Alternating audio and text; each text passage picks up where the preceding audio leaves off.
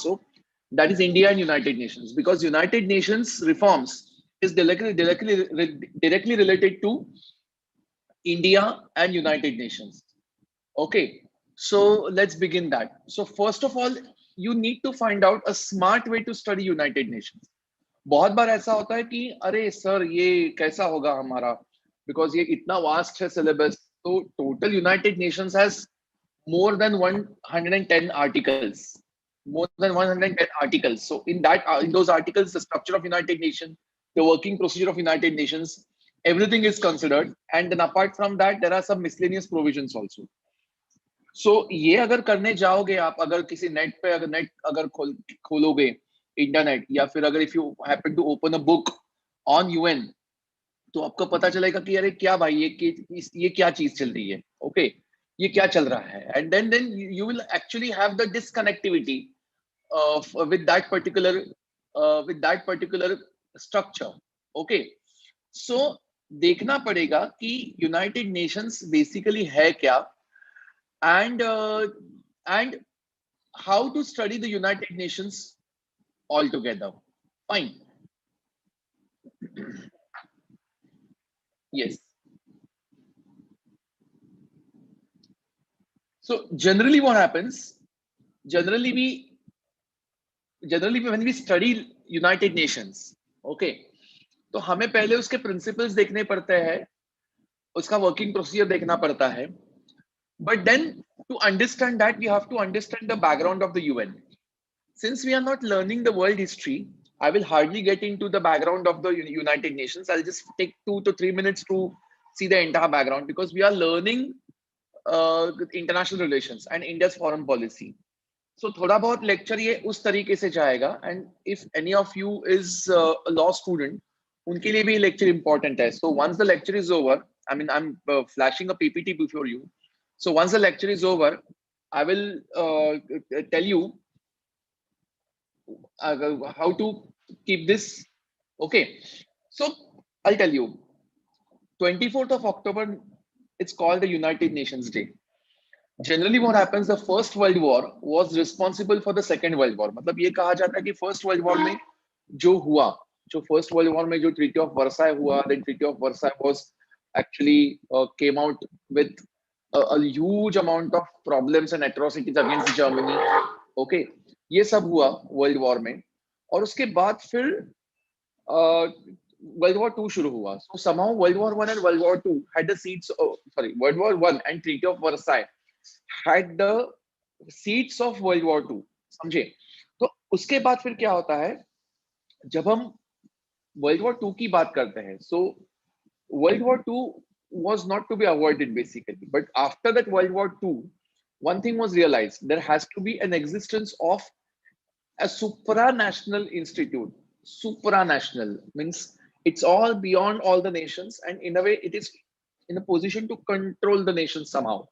There is a need to have the existence of a supranational institute to avoid such a problem in the future. मतलब I'll tell you, World War 1 के पहले तो कुछ भी नहीं था, कुछ भी नहीं था. Then आया World War 2. And World War 1 के बाद, तुरंत बाद, there was the League of Nations formed. League of Nations, Rashtra Sangh. And this League of Nations was based on the recommendations of Woodrow Wilson, who was the President of United States. The problem with Woodrow Wilson was that the man was a thorough gentleman. But problem with United Nations was that United States wasn't that active in the international politics. Apart from that, it was completely distant from the international affairs. And hardly 125 years were over after the actual formation of United States. So उसकी वजह से उनकी जो जबान थी उसको ज्यादा value नहीं था. मतलब for example first world war में जब जर्मनी ने यूनाइटेड नेशंस का एक शिप डुबाया, तब जाके United Nations got involved into it. So United Nations per se did not have any interest in the World War One, in the happenings or in the background of the World War One. When their people died, they entered the World War One. Okay, but so because of that, Woodrow Wilson's recommendations were also not valued that much. And from those recommendations, that there was a 14-point program. From that 14-point program came the League of Nations. But the problem with League of Nations was that ये League of Nations was a toothless tiger. Because ये जो उसके rules and regulations and procedures बने थे उसको कोई force नहीं था. मतलब फॉर एग्जांपल जस्ट बता रहा हूं मैं आपको, कल आपको पुलिस है और कल को अगर पुलिस को बोला कि अगर आप किसी पे कोई कार्रवाई नहीं कर सकते, आप किसी को बंदूक नहीं दिखा सकते, आप किसी पे गोली नहीं चला सकते, आप किसी को डांट भी नहीं सकते, ना किसी को आप बुला सकते हो. So these are the nails and weapons, teeth given to the police, I must say. Okay, with those all weapons police are implementing the law for the safety and security of the society. और अगर यही अगर चीजें police से निकाली गई तो police को कोई कल पूछेगा भी नहीं. Okay, got it. As it is, police have a lot of restrictions and we see there are many people who doing दादागिरी on the police. तो वैसे ही कहीं लीग ऑफ नेशंस का होने लगा. So league of nations just remain an advisory body. An advisory body. आज के जमाने में एक रेड क्रॉस छोड़ के लीग ऑफ नेशंस का कोई एग्जिस्टेंस नहीं है. सो because of that when the world war 2 erupted, league of Nations couldn't do anything. समझे? सो ऐसा होने के बाद जब वर्ल्ड वॉर 2 हुआ तो कुड नॉट, तब पता चला कि there has to be the existence of an organization which is a supranational organization and which has some command and control over the other nations. तीसरी बात है कि it must have the power to punish. It must have the power to punish and power to reward also for the nations who are performing or non-performing. Okay, so ये सारी जो चीजें हैं, जिनके पास कोई इंजंक्शन पावर्स है, जिनके पास कोई पनिशिंग पावर्स है, अगर उनके पास वो कमांडिंग पावर्स है तो शायद आके जाके हमारा थर्ड वर्ल्ड वॉर रुक सकता है. तो थर्ड वर्ल्ड वॉर अभी तक नहीं हुआ. There was no third world war. Now imagine one thing, 2 world wars occurred literally within the gap of hardly 20 years. But the third world war is yet to start. इसका reason सबसे बड़ा ये है कि there are activities of organizations like United Nations, and also there are fears of having a nuclear war. Even because of that, the World War 3 did not occur. तो ये सारा अपना अभी तक का बैकग्राउंड डिस्कशन. उसके बाद फिर it was Franklin D. Roosevelt. It was Franklin D. Roosevelt, the then president of United States, who proposed this formation of United Nations. Okay, so if you really want to have an organization which is trying to control the world events, and it is trying to maintain peace and tranquility, security across the nations, so we need to have an organization where it has got some powers. So it was Franklin D. Roosevelt with this particular ideology propounded the idea of United Nations. उसके बाद फिर जैसे मैंने आपको कहा कि formation कब है, तो 24th of October 1946 was the formation of United Nations. अब देखो कैसा है ये जो चीज है मतलब the third world war ended with Hiroshima and Nagasaki. उसके भी कुछ अलग अलग रीजंस थे, but Hiroshima and Nagasaki literally finished the country like Japan. और उसके बाद फिर कहीं ना कहीं तो एक पता चलने लगा कि we need to have an organisation which maintains the peace and tranquility across the nations. So इसकी वजह से यूनाइटेड नेशंस का फॉर्मेशन हुआ. थोड़ा आगे चलता हूं मैं.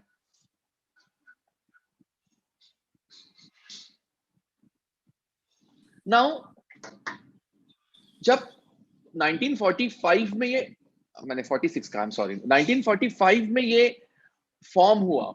ओके, मतलब लिटरली हिरोशिमा नागासाकी के 2 महीने बाद, ओके, 2-2.5 महीने बाद ये जब फॉर्म हुआ, ओके, तब इसकी एक स्ट्रक्चर तैयार हुई. Now generally for UPSC students for international relations and also for some parts of prelims, the structure of United Nations is asked.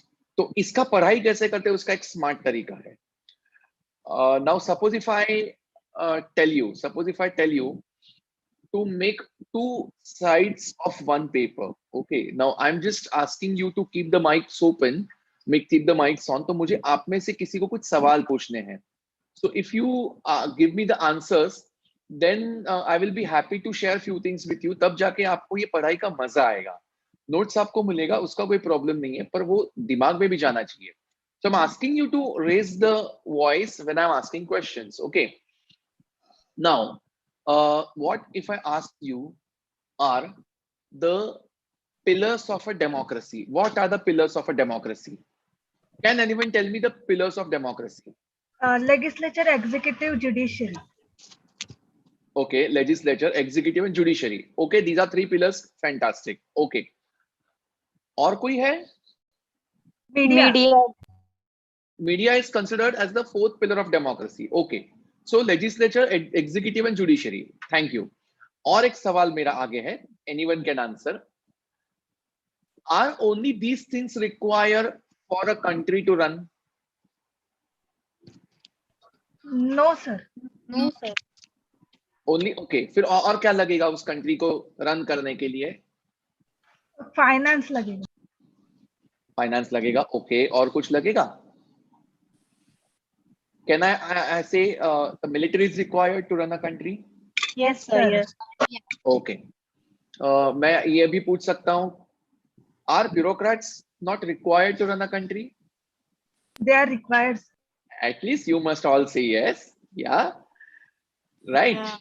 Yeah. Yeah. So bureaucracy is basically taken as a negative word in the first world, but bureaucracy, I can take secretariat. Okay. Because bureaucracy has a very negative connotations in any American or British dictionary. तो bureaucrats को हम लोग नौकरशाह कहते हैं, पर थोड़ा उनका but so secretariat कहता हूँ मैं. Okay. So हमने देखा legislature, judiciary, executives, military of a nation and the secretariat. Okay. United Nations के 6 अंग है. United Nations के 6 अंग है. तो हम लोग पहले जो आपने मुझे 5 बताए, legislature, judiciary, executives, और उसके साथ में सेक्रेटेरिएट और मिलिट्री लूंगा. जो ये 5 मैं यूनाइटेड नेशंस के 5 अंगों में से लूंगा, and then I will go on the 6th organ of the United Nations. Okay. So as you all rightly put here, legislature is a very important pillar of democracy. Can any one of you tell me legislature क्या करता है? It makes law. Only making of laws? Only making of laws?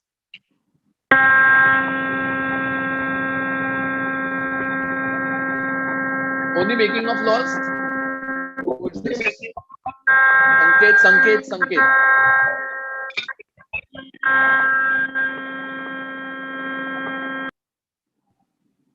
Only making of laws?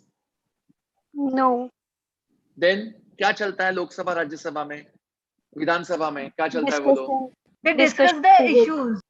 They discuss the issues. बराबर है. Okay. They discuss very important issues. Okay. और कुछ? अगर polity चलता रहेगा आपका तो आपको समझेगा मैं क्या पूछ रहा हूँ. Discussion of different issues.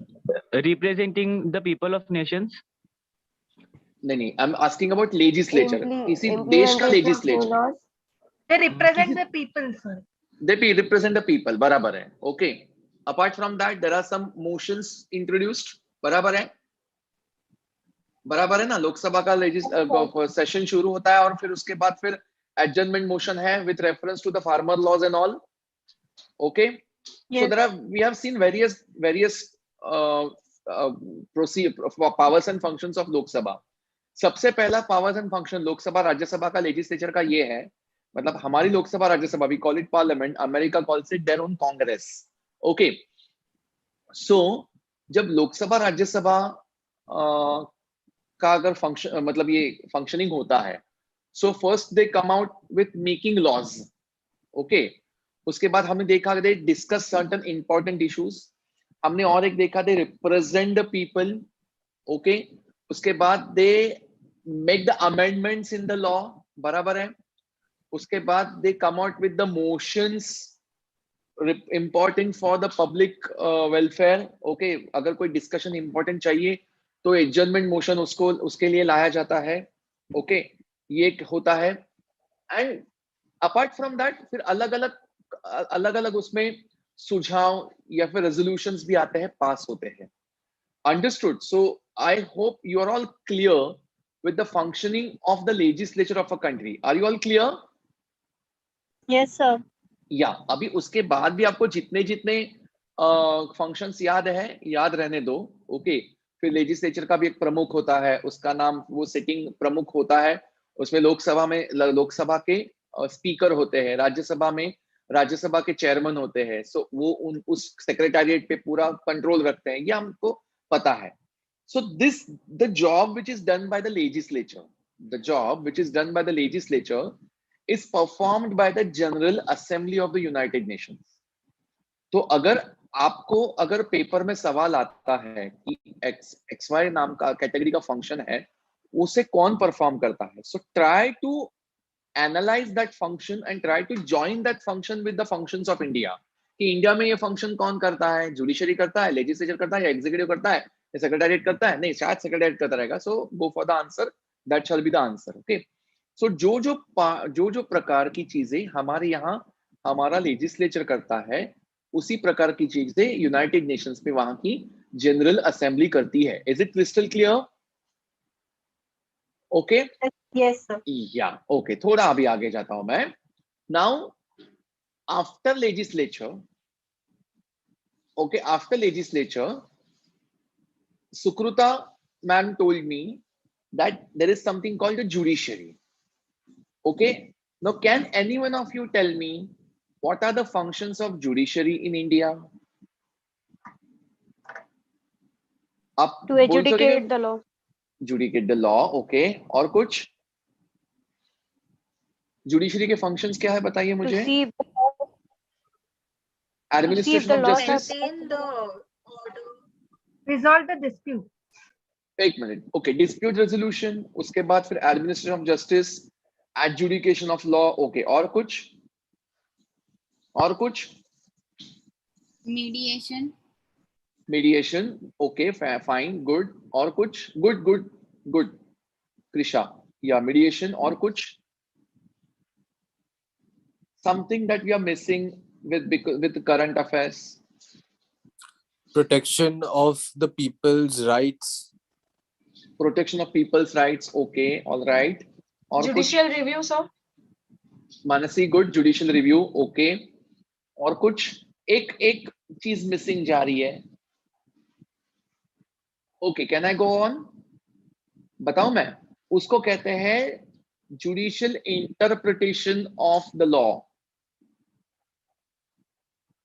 Judicial interpretation of law. I'll just give you an example. What do you mean by the interpretation of law? Okay. Do you all know the law related to homosexuality? याद है आपको? Section 377 of IPC. Yes, sir. Yes. Okay. Now, Section 377 of IPC was holding this homosexuality as a crime according to IPC, as a crime. Now what happens is that generally section 377, if you all read, okay, वो ऐसा बताया गया है कि unnatural category का अगर कोई भी शरीर संबंध है, उसे क्रिमिनल नजरिए से देखा जाएगा। अब क्या होता है कि जब दिल्ली हाई कोर्ट ने उसका सबसे पहले इंटरप्रिटेशन किया, दिल्ली हाई कोर्ट ने तब इंटरप्रिटेशन ऐसे किया था कि basically such kind of law has come with biblical interpretation. मतलब बाइबल ये कहता है कि अगर शरीर संबंध से अगर बच्चा पैदा नहीं होता, ओके, तो वो गलत है। Means Bible considers children as the gift of God. Rather, many religions consider children as a gift of God.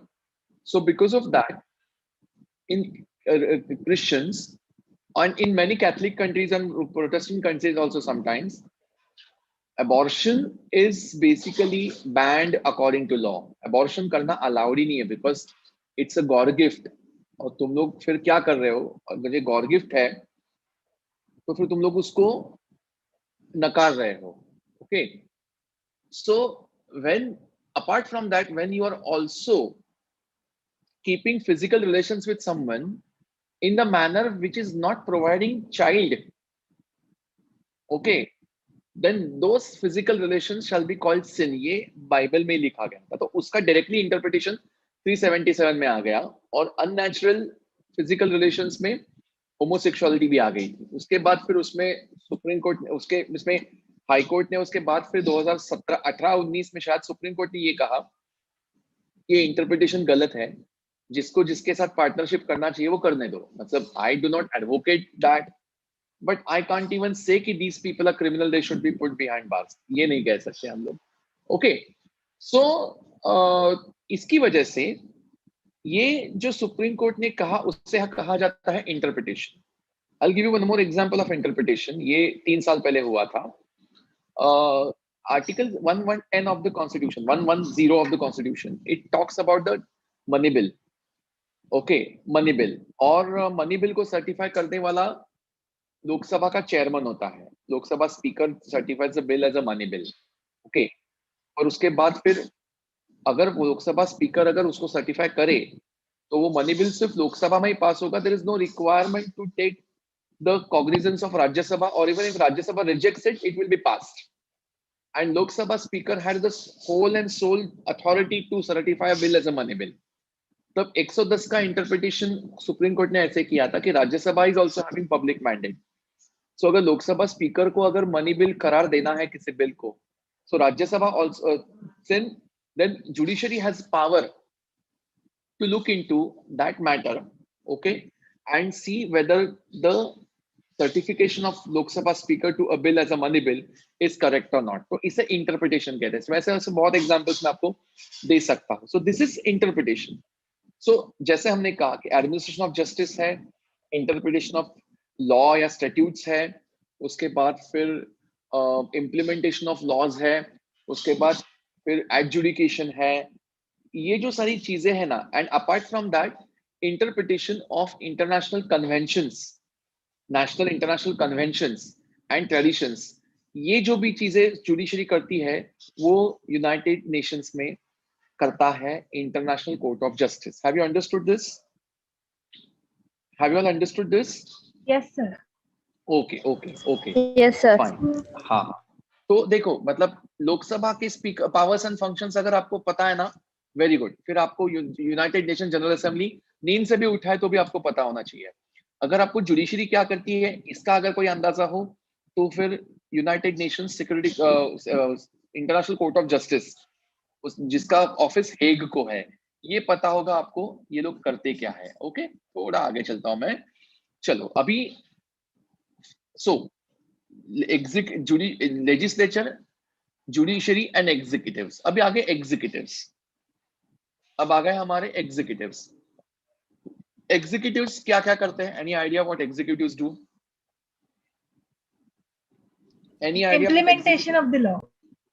Implementation of the law, okay, yeah. और कुछ? What do executives do? They implement laws। और क्या करते हैं? They also pass some resolutions in the cabinet ministry. Basically executives are what? Executives are minister and bureaucrats or the secretaries, बराबर है ना? Okay, fine. So executives are involved in the implementation of law. Now just tell me, if these are the executives, okay, so executives में United Nations में ऐसी कौन सी body होगी कि जो एग्जीक्यूटिव्स का काम करती होगी? Any idea what is the body? Secretariat. Secretariat, okay. Anyone else? Secretariat, sir. Secretariats, okay. तो फिर होता ऐसा है, secretariats have to do the job of the executives, okay, just a minute, yeah. तो एग्जीक्यूटिव्स में हम लोग कैबिनेट मिनिस्टर को थोड़ा दूर करते हैं, ओके, या फिर ले सकते हैं हम लोग। इंडिया में ब्यूरोक्रेट्स क्या क्या करते हैं? Any idea what are the jobs perform by the bureaucrats in India? क्या लगता है आपको? Maintaining law and order. Maintaining law and order, that is in the form of police. Okay, और कुछ? Implementation of policies. Implementation of policies बराबर है. देखो कैसे होता है. Good example. I'll give you one example. Okay. Now, for example, suppose if we are having a vaccination program, तो secretary, तो वैक्सीनेशन प्रोग्राम डिसाइड कौन करता है? तो हमारे देश में तो हमारे पीएम डिसाइड करेंगे, but the nodal agency is going to be the health ministry of India. Okay, अब ये हेल्थ मिनिस्ट्री अपने मिनिस्ट्रियल बॉडी जो है वो पूरी है, मंत्रालय को कहती है मिनिस्ट्री को कि आप, हेल्थ मिनिस्टर कहते हैं मिनिस्ट्री को कि आप बेसिकली ये सबका ठीक से इम्प्लीमेंटेशन करोगे. सो मिनिस्ट्री स्टार्ट्स वर्किंग. एक हेल्थ मिनिस्टर है, उसके नीचे मिनिस्ट्री है, मंत्री के नीचे मंत्रालय. ओके, मंत्रालय का जो, मंत्रालय में फिर कौन कौन होगा? खुद हेल्थ मिनिस्टर तो उसका पार्ट रहती ही है. We also may have the cabinet minister, sorry the state minister और minister of states.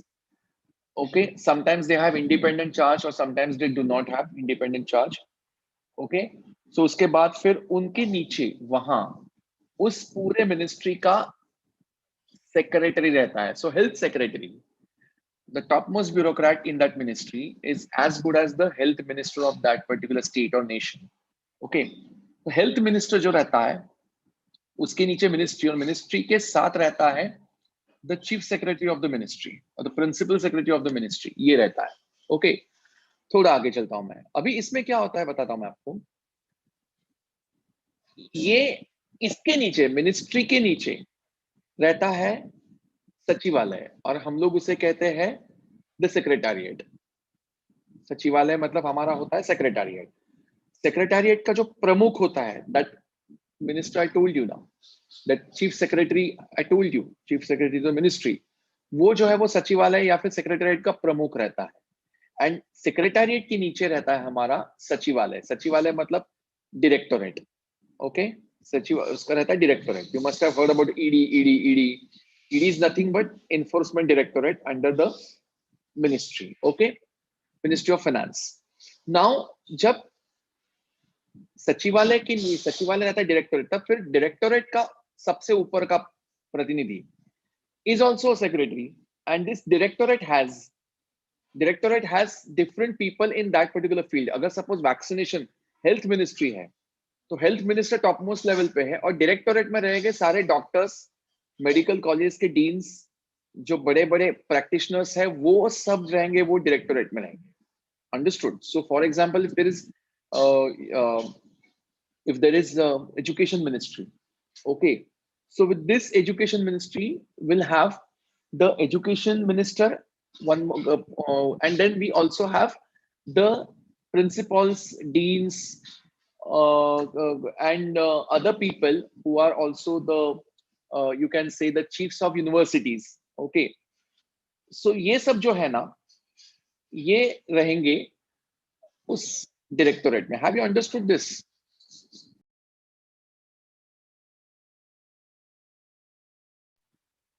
Okay. Yes, sir. Yes, sir. या सो ये मैंने आपको कहा. सो जो जैसे वाइस चांसलर वगैरह वगैरह, चलते आगे. सो ये मिलके पूरा आपका सेक्रेटेरिएट या फिर एग्जीक्यूटिव बॉडी बनता है. सो वैसे यूनाइटेड नेशंस का एक खुद का सेक्रेटेरिएट है. चलो, ये अभी ये एक बॉडी ले ली मैंने, अभी चौथी बॉडी लेते हैं हम लोग. तीन बॉडीज होगी.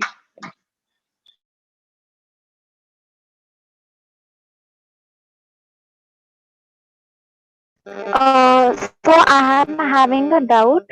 या So what is the judiciary in the UN known as? I mean, what? International court of justice. International court of justice. Okay, sir. Thank you. हाँ, ओके, मैं सिर्फ आपको बता रहा हूँ कि समझते कैसे हैं आप. इसके बाद अगर आपको नींद से भी अगर किसी ने जगाया ना, तो ये फंक्शंस, पावर्स एंड फंक्शंस पता होने के बाद फिर आपको प्रॉब्लम नहीं आएगा कोई. ओके, या सो देखा हमने देखा, फिर हमने 3 ऑर्गन्स देखे, लेजिस्लेचर, जुडिशरी, एग्जीक्यूटिव्स. ओके, उसके बाद चौथा ऑर्गन जैसे हमारी मिलिट्री है. ओके, जैसे हमारी मिलिट्री है, we have army, air force, navy, we also have paramilitary forces, right. तो वैसे ही यूनाइटेड नेशंस में रहते हैं हमारे हमारे ये security council. So there is Security Council in United Nations. The Security Council has 5 permanent members and 10 non-permanent members who are having the chance to become non-permanent members after every 8 or 9 years. So there is a 10 years term on rolling basis rather, and then 5 permanent members have the full time opportunity to be there. So उसको कहते हैं हम लोग UN security council. तो police क्या करती है आपको पता है, पुलिस बेसिकली जाती है लॉ एंड ऑर्डर का काम करती है, या फिर आर्मी जाती है लॉ एंड ऑर्डर मेंटेन करने का काम करती है। बहुत बार क्या करती है पुलिस, दो पार्टीज के बीच में झगड़ा होता है, दो पार्टीज के बीच में झगड़ा होता है, तो वो झगड़ा सुलझाने का काम पुलिस करती है। ओके, दो पार्टीज के बीच में झगड़ा, मतलब अपने महाराष्ट्र में तो मतलब साउथ इंडियन स्टेट्स है या फिर महाराष्ट्र है, इवन गुजरात है, अगर लड़का लड़की हाथ पकड़ के भाग गए ना तो उनका शादी वादी करवाने का काम भी पुलिस ने किया हुआ हमने देखा है। So basically what they see is not just implementation of law and orders, मतलब सदरक्षण है, खल निग्रहण है, अच्छे की रक्षा करना, बुरे का नाश करना, सिर्फ इतना नहीं होता, बुरा होने ही ना देना। Okay, not just punishing the law breakers but also not allowing the law to break, ये भी काम पुलिस करती है। सो नेशनल लेवल पे ये काम एक्चुअली हमारी मिलिट्री भी करती है। सो इंटरनेशनल लेवल पे जो इंटरनेशनल जो सिक्योरिटी काउंसिल है, यूएन सिक्योरिटी काउंसिल, जिसके 5 परमानेंट मेंबर्स हैं, सो वो है United states, United kingdom, Russia, France and China. ये जो 5 परमानेंट मेंबर्स हैं इनसे भरा हुआ है 10 नॉन परमानेंट मेंबर्स। इसके बारे में हम बाद में बात करेंगे। सो this is the fourth when we are understanding. Okay, आगे चलता हूं मैं। अब क्या होता है कि if you want to run a country, if you want to run a country, उसके लिए आपको एक एक काउंसिल की जरूरत होती है। Means there is, I mean, that council may have the confluence of all the states, या तो उनके रिप्रेजेंटेटिव आते हैं। वैसे प्लानिंग कमीशन पहले रहा करती थी, planning commission. The planning commission is now over. Now we have Niti Aayog. This Niti Aayog is also represented by all the states. Okay, NITI Aayog में कभी फिर states आते हैं, कभी states नहीं आते, etc. Okay, तो नीति आयोग में की अपनी meetings होती है। They have a planning for next 5 to 6 years, 5 to 10 years. Okay, और उस planning में फिर ये लोग National Institute of Transformation of India, ये नीति आयोग का full form है। सो उसमें फिर स्टेट्स के मिनिस्टर्स, चीफ मिनिस्टर्स आके बैठते हैं, they discuss the plans, they discuss the short term और long term targets, goals, achievements, वो लोग उनके प्रॉब्लम्स डिस्कस करते हैं। ओके, एंड फिर कहाँ कितना पैसा जाएगा, जाना चाहिए, इसकी क्या रिक्वायरमेंट्स है, ये पहले वो लोग डिस्कस करते हैं। जैसे नीति आयोग है, पहले हमारा प्लानिंग कमीशन होता था, वैसे अभी होता है इकोसोक, इकोनॉमिक एंड सोशल काउंसिल, ये अभी होता है। So this is the fourth part we have seen. Okay, judicially, executive, legislature, I have seen military, and then I मतलब सिक्योरिटी काउंसिल, एंड मैंने आपको और एक कहा, उसका नाम है economic and social council. Will discuss that. Finally there is something called as the trusteeship council, the trusteeship council of United Nations. क्या है इसका importance?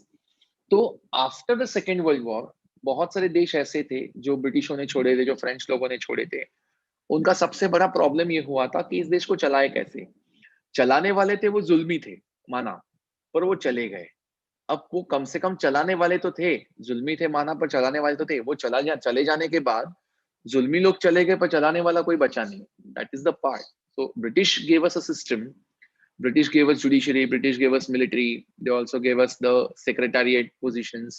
Okay, that entire system which was meticulously implemented by the British was continued by India. But ऐसा जो system हम लोग कहते हैं वो फ्रेंच लोगों का नहीं था। तो बहुत सारे देशों में ऐसा हुआ कि फ्रेंच लोग जहां से चले गए वहां फिर chaos हो गया। So rulers were gone, although the rulers were atrocious, but since the rulers were gone, the only outcome of that was chaos. तो फिर ऐसे देशों का एक रिस्पॉन्सिबिलिटी लेने के लिए, ऐसे देशों का एक कहीं ना कहीं ओनस लेने के लिए ट्रस्टीशिप काउंसिल की फॉर्मेशन हुई थी। So this is the story of the trusteeship council. Now this trusteeship council is not working as such, okay, because their job is almost finished. There are some allegations कि trusteeship council का काम कुछ अलग ही था. We'll discuss that also. But there are some speculations that trusteeship council will have some invigoration again, क्योंकि दुनिया में और बहुत जगह बहुत काम करना बाकी है. पर there are other bodies also. Okay, so I hope you are cleared with all 6 organs of United Nations. तो मैं अभी presentation शुरू करता हूँ. So could you ये just, so could हाँ, you बोलिए. please repeat, is legislature, executive, judiciary, military, and what else? मैंने कहा आपको मैंने आपको कहा लेजिस्लेटिव, जुडिशरी, एग्जीक्यूटिव, मिलिट्री. मैंने आपको कहा था अपना प्लानिंग कमीशन के बारे में कहा था. Okay, and then also talked about the I also talked about the trusteeship council. तो यूएन के 6 ऑर्गन्स मैंने अभी डिस्कस किए. पहला ऑर्गन था यूनाइटेड नेशन जनरल असेंबली. दूसरा ऑर्गन था सेक्रेटेरिएट. तीसरा ऑर्गन था ट्रस्टीशिप. तीसरा ऑर्गन था अपना यूएन सिक्योरिटी काउंसिल. चौथा ऑर्गन था इंटरनेशनल कोर्ट ऑफ जस्टिस. पांचवा ऑर्गन था इकोनॉमिक एंड सोशल काउंसिल. और छठवां ऑर्गन था trusteeship council. So 6 organs are over. I am just trying to start a PPT before you. Just give me a minute.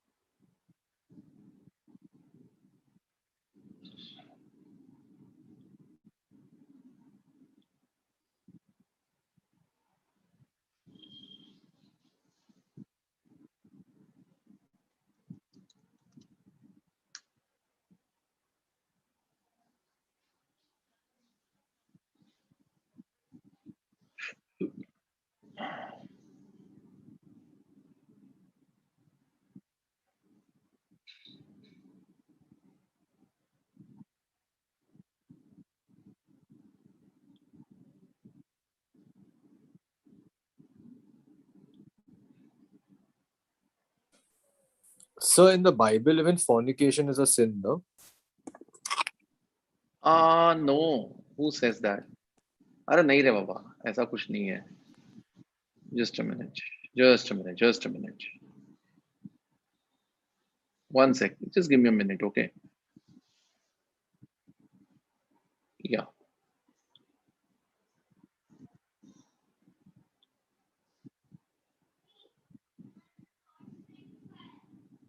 Just give me a minute, okay?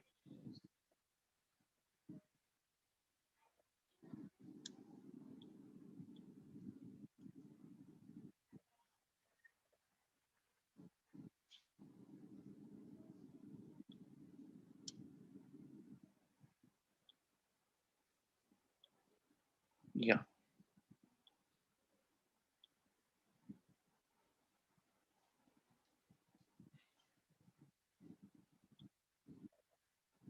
Sir, Yeah.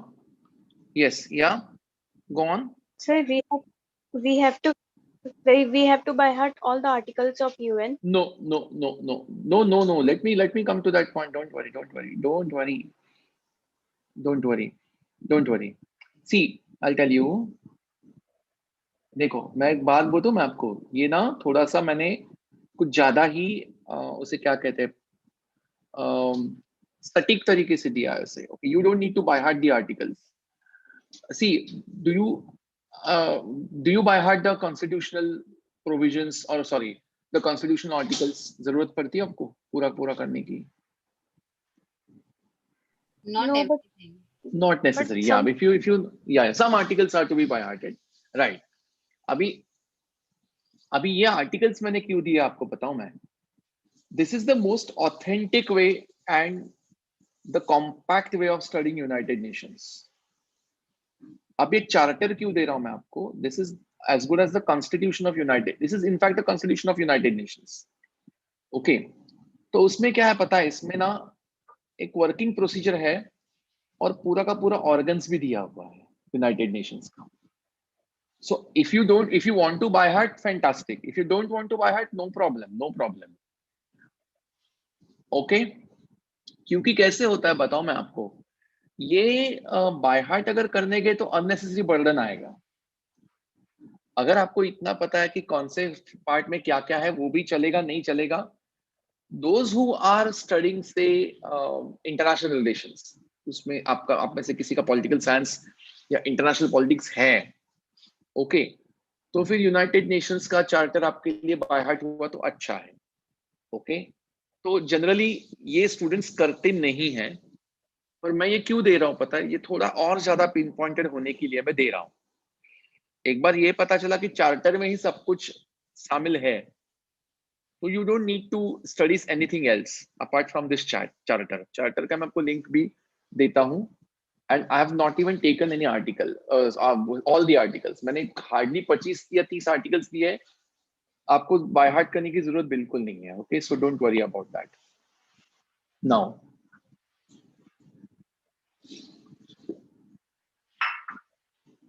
Now, देखो, look at the preamble. We the people of United Nations determined. You must be realizing अपना preamble भी ऐसा ही था. So we the people of United Nations determined to save succeeding generations from the scourge of war, which twice in our lifetime has brought untold sorrow to mankind, and to reaffirm faith in fundamental human rights, in the dignity and worth of human persons, in the equal rights of men and women, of nations, large and small, and to establish conditions under which justice and respect for the obligations arising from the treaties, other sources of international law can be determined, can be maintained, and to promote social progress and better standards of life, larger freedom, and those ends to practice tolerance and live together in peace with one another as good neighbors, and to unite our strength to maintain international peace and security, to ensure the acceptance of principles of international institutions, of methods that armed force shall not be used save in common interest, and to employ international machinery for the promotion of economic and social advancement of all the people, have solemnly resolved to combine our efforts to accomplish these aims. ये जो आपने सब पढ़ा, बड़ी बड़ी बड़ी बड़ी बातें कही, यही काम यूनाइटेड नेशंस का है. If I mean, I'm not going to read it again. Okay, you may find it boring, you may find it very tiring also. अरे सर क्या है, without a single full stop you had more than 100 words and all. But preamble को ऐसा ही लिखते हैं और law भी ऐसा ही लिखा जाता है. मेरे कहने का मतलब आपको ये है कि preamble is the soul. Preamble is the soul of any particular law.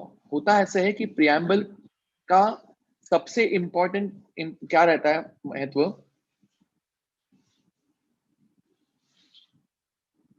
one second.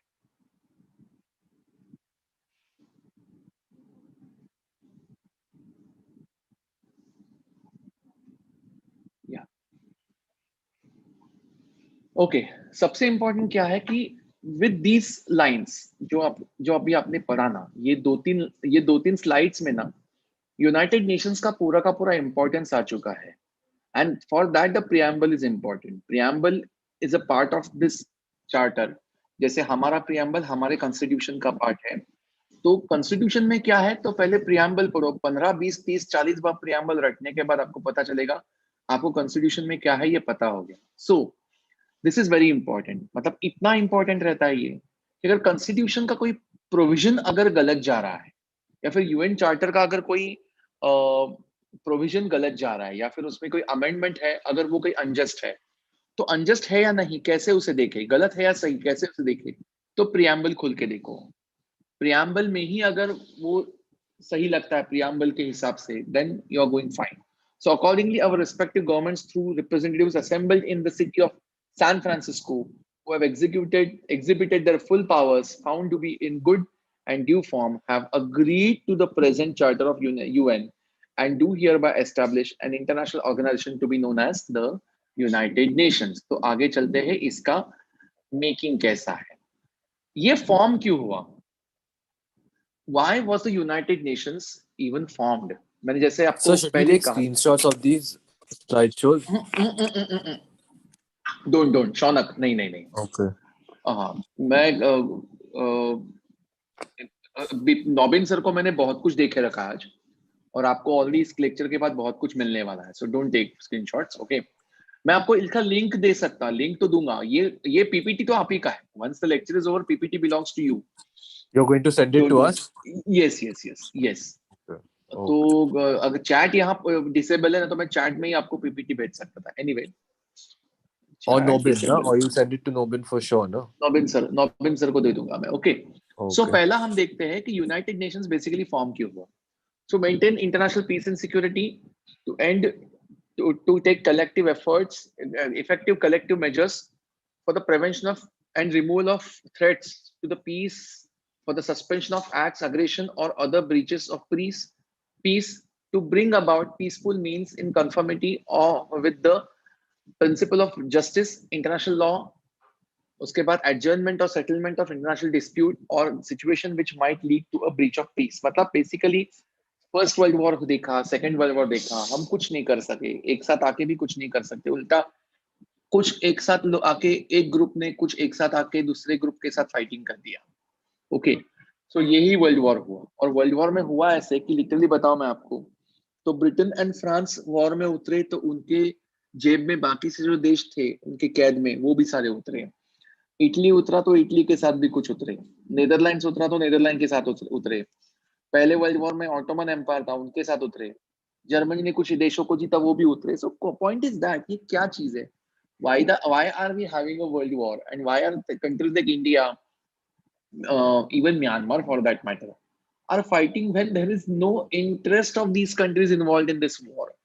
मतलब एक गली का वॉर है, पर दो दादा लोग जो तीन एरियाज पे राज करते हैं वो झगड़ा करने लगे, तो वो दो तीन एरियाज भी आगे गली के झगड़े में दादागिरी करने लगे। That is nothing more than this kind of interpretation of this World War I and II. So, friendly relations among nations on the respect of principle of equal rights and determination of people, and to take other appropriate measures to strengthen universal peace. उसके बाद है to achieve international cooperation in solving international problem of economic, social, cultural, humanitarian character, and in promoting, encouraging respect for human rights and for fundamental freedoms of all without distinctions as to race, sex, language, and or religion, and to be center of harmonizing actions of nations in the attainment of those common ends. ये आपको दिमाग में रखना ही पड़ेगा, क्योंकि आप थोड़ा सा कुछ बुक अगर पढ़ के जाओगे और इसमें से अगर कुछ एग्जाम को आ जाएगा तो दांडी गोलोगी के बुक में हमने नहीं पढ़ा। सो जैसे मैं हमेशा कहता हूँ, the most authentic way to study something is to study that particular thing only. United Nations का पढ़ाई करना है ना बॉस, दुनिया का कोई भी बुक मत पढ़ना, दुनिया का कोई भी बुक मत पढ़ना, यूनाइटेड नेशंस की डायरेक्ट वेबसाइट ही जाके देखना। यूनाइटेड नेशंस के ऑर्गन्स के बारे में पढ़ना है ना बॉस, कुछ मत देखना, यूनाइटेड नेशंस की वेबसाइट पे उनका चार्टर देखना, ओके। सेकेंड, करता क्या है ये? The organisation and members in pursuit of purpose stated in article 1 shall act in accordance with the following principles. तो हमने पहले देखा कि the purpose of United Nations, अब हम देखते हैं principles of United Nations. United Nations form क्यों हुआ और United Nations काम कैसे करता है? It is based on sovereign equality of all members. मतलब यूएस का जो एक वोट है वो सेम रहेगा, बुर्किनो फासो नाम के देश का भी एक सेम रहेगा, the great so called great China का वोट एक रहेगा, सियरा लियोन का भी वोट सेम रहेगा, उसके बाद ऑस्ट्रेलिया का वोट सेम रहेगा, और एक घाना नाम के देश का भी सेम रहेगा, ओके। तो फिर उसकी वजह से क्या होता है, बेनिन का एक रहेगा, वोट रहेगा एक, और कनाडा जैसे बड़े कंट्री का वोट रहेगा। I am purposely taking this, I was taking huge countries and comparing with very small tiny countries. मतलब बेनिन या सियरा लियोन आपको दिखता भी नहीं है कि ऐसे नाम के देश कहीं है करके, ओके, अफ्रीका में है। तो फिर इनके वोट सेम रहेंगे। मतलब अगर यूएस कुछ एक कहता है ना, तो सियरा लियोन का भी जो एग्जाम्पल है वो, या फिर उनका कहना है वो सुना जाएगा। हाँ, तो that is called the sovereign equality of all members. मतलब बिकॉज ये सारे देश स्वतंत्र है, all members in order to ensure to all of them the rights and benefits resulting from membership can full or shall fulfill in good faith and obligations assumed by them in accordance with the present charter। तो ये क्या है, सारे members करेंगे क्या? तो ये सारे इंटरनेशनल डिस्प्यूट्स है उसे एमिकेबल तरीके से, पीसफुल तरीके से, फ्रेंडली तरीके से उसे डिफ्यूज या फिर सेटल करने की कोशिश करेंगे। यहाँ international peace, security, justice, harmony maintain रहेगी, इस तरीके से सेट किया जाएगा। मतलब इस चीज को धोखा नहीं होगा। एंड फिर all members shall refrain in their international relations from threat or use of force against territorial integrity or political independence of any country in any other manner inconsistent with purpose of the UN। मतलब किसी देश में अगर लग रहा है US को कुछ गलत चल रहा है, फ्रांस को लग रहा है कुछ गलत चल रहा है, तो आपको लगता है इसलिए आपने उस देश में आके कुछ मस्ती करना शुरू किया, फाइट करना शुरू किया, तो ये बेसिकली पॉसिबल ही नहीं होगा, ये आपको अलाउड ही नहीं होगा। That the UN charter will not allow you to do that. Okay fine. तो किसी देश के खिलाफ फोर्स इस्तेमाल करना यहाँ अलाउड नहीं है। हाँ, फोर्स इस्तेमाल कर सकते हैं और ह्यूमैनिटेरियन बेसिस पे, कैसे वो आगे जाके देखते हैं। सारे मेंबर्स यूनाइटेड नेशंस की मदद करेंगे। मतलब United Nation is one of the major principles of the Indian foreign policy. Okay, help for United Nations. In fact आप देखोगे ना, तो आर्टिकल 51 है फॉरेन पॉलिसी का, maintenance of international peace and security, peaceful settlement of disputes, mutual और respect for each others territorial integrity and borders. ये सब जो आपको मिलता है ना 51 में, यही आपका फॉरेन पॉलिसी का आपका आउटलाइन है। ओके, तो ये जो आया है यूनाइटेड नेशन से ही हमें मिला हुआ है। Now article 2 is over, article 3 पे आते हैं। मतलब ये आर्टिकल्स वाइज हमको नहीं जाना।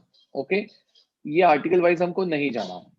यूनाइटेड नेशन ने डिक्लेरेशन किया 1 जनवरी 42 को। ओके, ये चार्टर साइन किया गया। नाउ चलते हैं ऑर्गन्स। तो स्ट्रक्चर क्या है इसका एडिफाइस क्या है, इसका पूरा कॉन्स्टिट्यूशन क्या है, इसकी बॉडी कैसी है, ये हम देखते हैं अभी।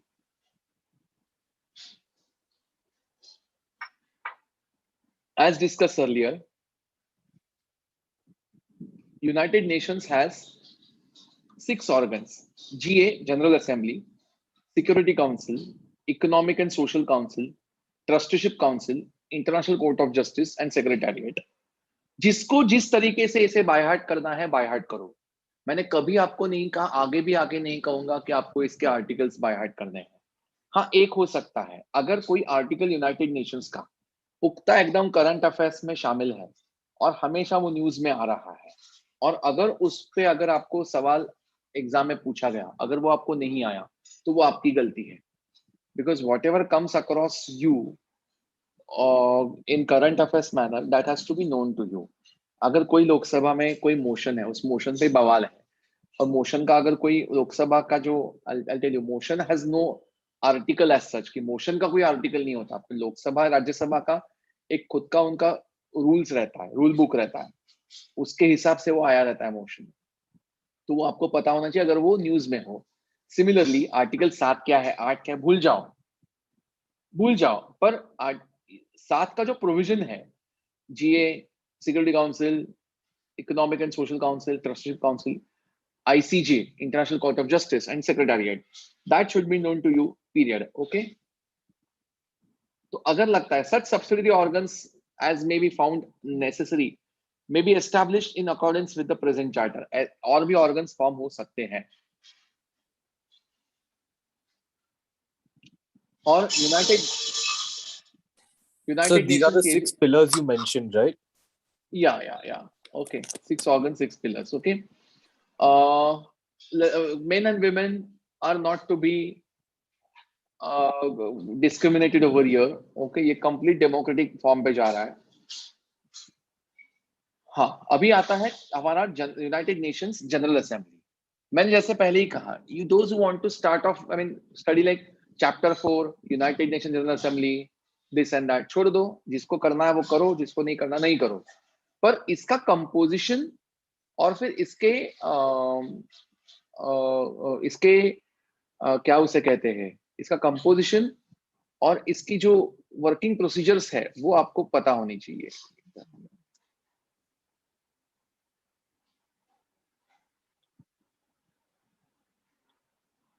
या सो जो यूनाइटेड नेशंस का सिग्नेटरी है,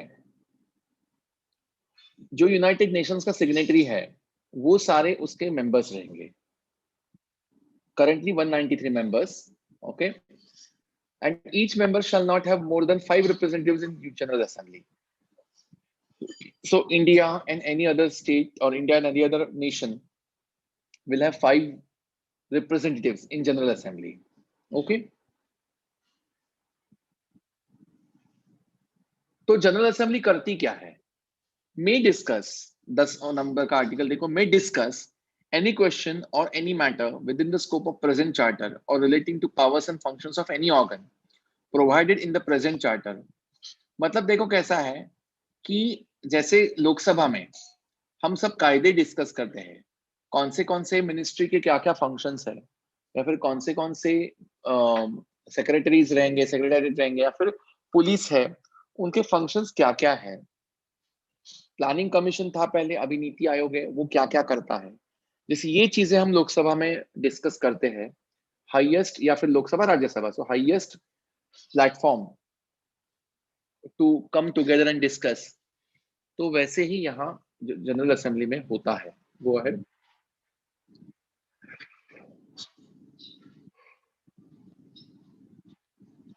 या directly came to article 23। Composition क्या है? Sorry so 9 and 10 is fine. जैसे मैंने कहा कि डिस्कशन का ही काम चलता है, रेजोल्यूशंस आते हैं जो लोकसभा या फिर राज्यसभा मिलके करती है, कायदे बनते हैं, वो सब मिलके यहाँ आते हैं। Okay, I will go ahead. Let's go for the next part, that is called security council. इसमें 23 नंबर के आर्टिकल में ही इसका कंपोजिशन लिखा हुआ है। 15 मेंबर्स है इसमें, 5 परमानेंट है। यूएन में रिपब्लिक ऑफ चाइना, फ्रांस, पहले यूएसएसआर था, बाद में उसका रशिया बना, यूनाइटेड किंगडम और of great Britain and northern Ireland and the United states of America shall be permanent members of the Security Council. The Assembly shall elect 10 members from the UN and to be non-permanent members of the Security Council.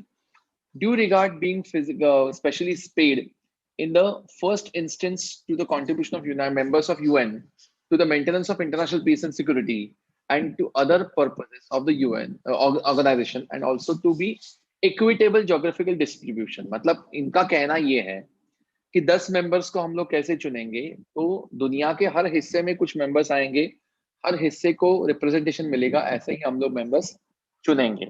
ये 10 members है, permanent, non permanent members. 2 साल पहले का इनका tenure. अभी अगला point क्या है? 5 मेंबर्स है, परमानेंट मेंबर्स है। तो जैसे मैंने कहा कौन कौन 5 परमानेंट मेंबर्स है? China, US, UK, USSR, France. Okay, ये जो परमानेंट मेंबर्स है, China, US, UK, USR and France,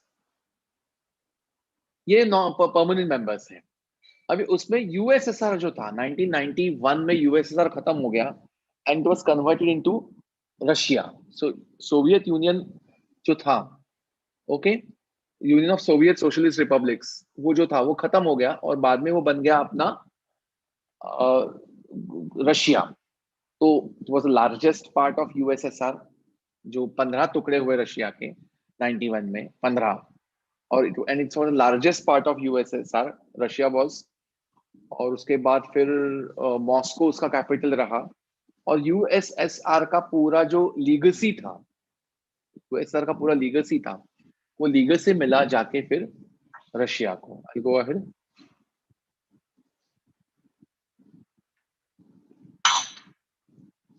okay, non permanent members of security council elect होंगे फॉर 2 साल की टर्म के लिए. In the first election of NP members, after the increase of membership of Security Council from 11 to 15, 2 of the 4 additional members shall be chosen for a term of 1 year. Retiring members shall not be eligible for immediate re-election. उसको कुछ सालों के बाद मिलेगा. और हर member का एक representative रहेगा. अब पावर्स एंड फंक्शंस में आते हैं 24 का. पहले हमने जो देखा वो था स्ट्रक्चर जो था, उसके बाद आप आते हैं पावर्स एंड फंक्शंस में. तो मैंने जैसे पुलिस का आपको बताया था, मैंने आपको मिलिट्री के बारे में बताया था. तो करते क्या है ये लोग? इनका बेसिक काम है maintenance of international peace and security और अपनी ड्यूटीज को कैरी करना, उसको बरकरार रखने के लिए. ओके, ये इनका काम होता है.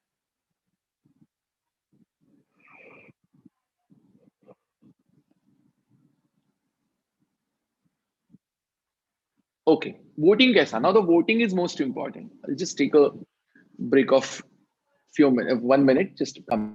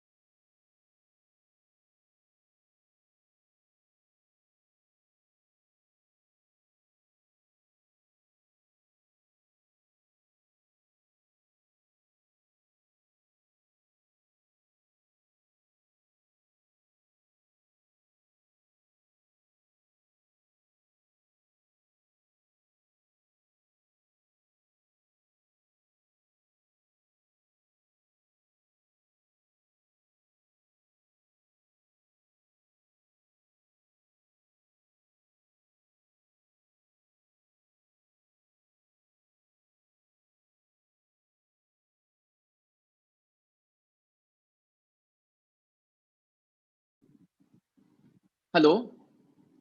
See, each members of the Security Council shall have one vote. This is catch. Decision of Security Council on procedural matters shall be made by an affirmative vote of 9 members.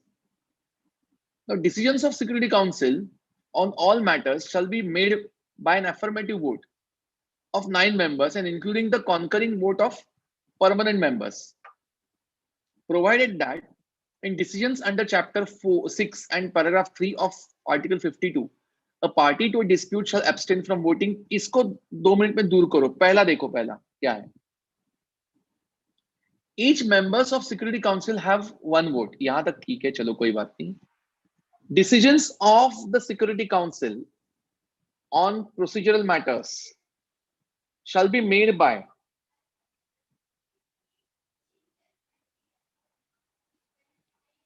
an affirmative vote of 9 members. मतलब 15 members है, 15 में से 9 लोग vote करेंगे, तब जाके वो decision होगा. Decisions of the Security Council on all other matters shall be made by an affirmative vote of 9 members. 15 में से 9 members vote करेंगे, including the concurring votes of permanent members. Can anyone suggest me the meaning of this? तीसरा clause क्या meaning है? Can anyone of you suggest the meaning of this third clause? Third clause का meaning क्या है, कोई बता सकता है?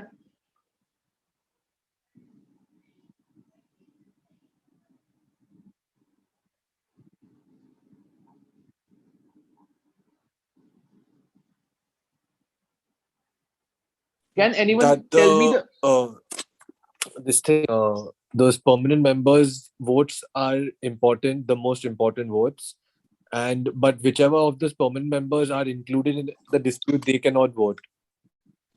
okay, okay, something else?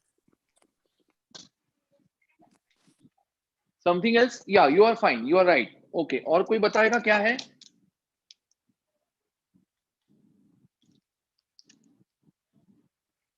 Can anyone interpret me this?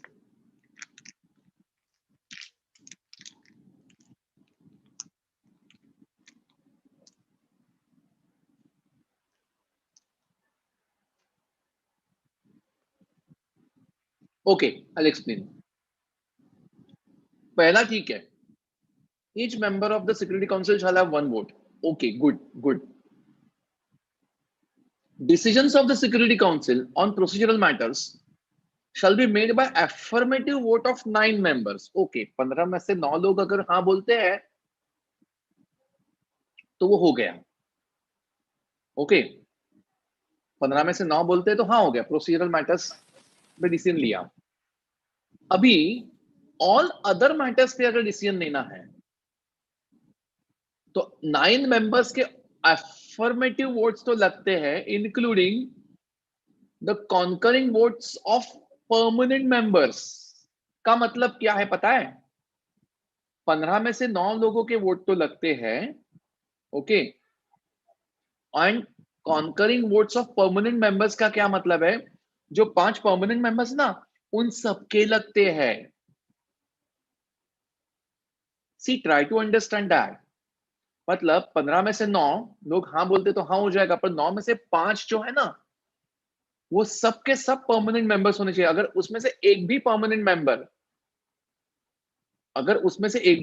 Member अगर अपोजिशन में है ना, तो रहने दो, कोई प्रॉब्लम नहीं, पर वो पास नहीं होगा रूल, या फिर वो डिसीजन पास नहीं होगा.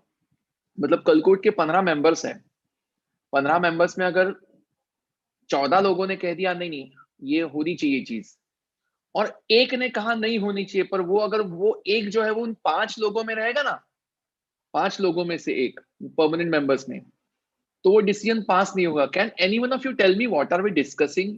What is it called as? Sir, is it something related to veto? It is called as the veto power. So this is what China does, right, to India? Yes. Answer is yes.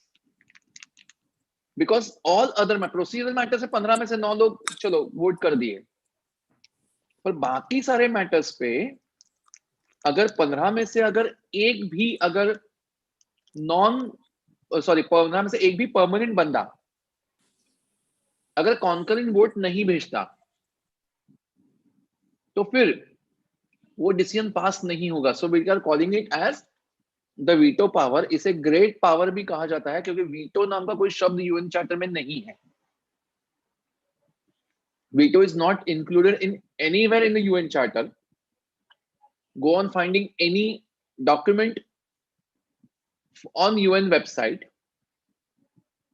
UN charter नहीं मिलता आपको, permanent जो members का veto word नहीं मिलता आपको, पर it is originated from article 27. Have you understood this?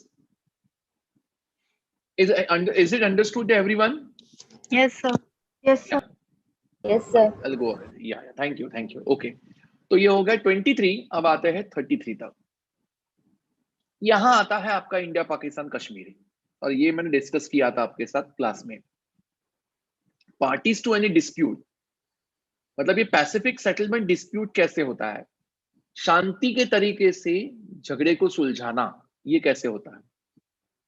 Article 33 कहता है the parties to any dispute the continuance of which is likely to endanger the maintenance of international peace and security shall first of all seek a solution by negotiation, inquiry, mediation, conciliation, arbitration, judicial settlement, resort to regional agencies or arrangements or other peaceful means of their own choice. The Security Council shall, when it deems necessary, call upon the parties to settle dispute of such manner. मतलब ये मुखिया का काम चालू है, police आके कभी कभी मैटर सेटल करके जाती है ना, वैसे चल रहा है ये। पर इसका मतलब क्या है कि आर्टिकल 33 कहता है कि आपको इनके सामने, सिक्योरिटी काउंसिल के सामने सिर्फ ये दिखाया जा सकता है कि कहीं ना कहीं कुछ झगड़ा फसाद चल रहा है इंटरनेशनल लेवल पे। I'll go ahead। 35, यूएन का कोई भी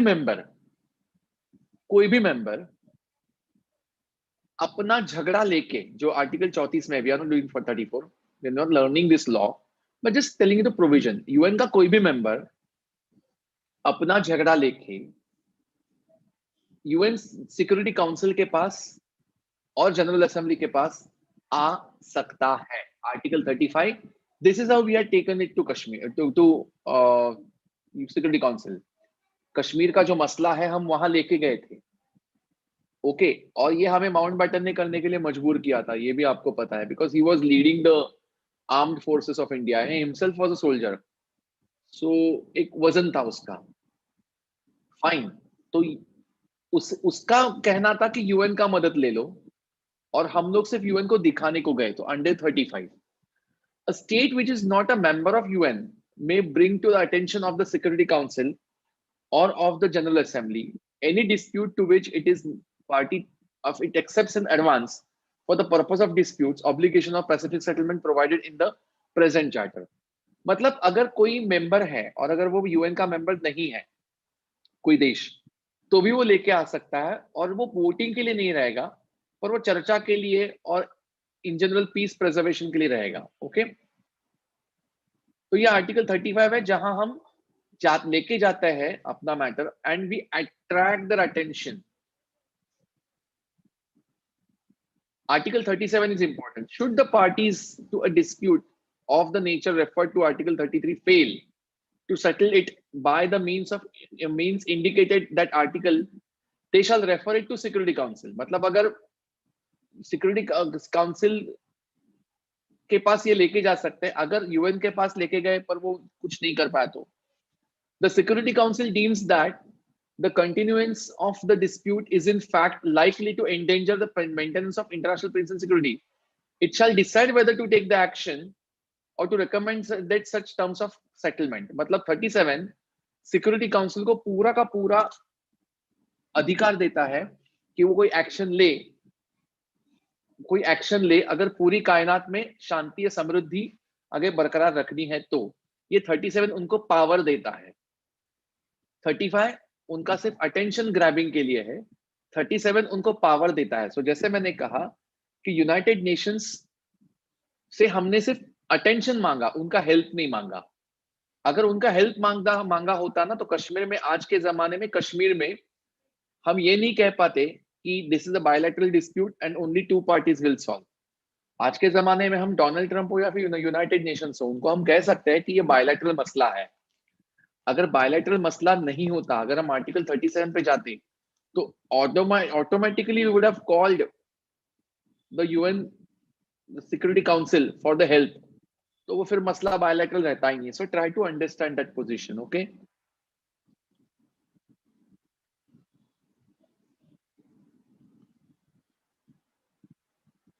आर्टिकल 41 पावर देता है सिक्योरिटी काउंसिल को डिसाइड करने के लिए what measures not involving the use of armed forces are to be employed to give effect to decisions, and it may call upon members of the UN to apply such measures.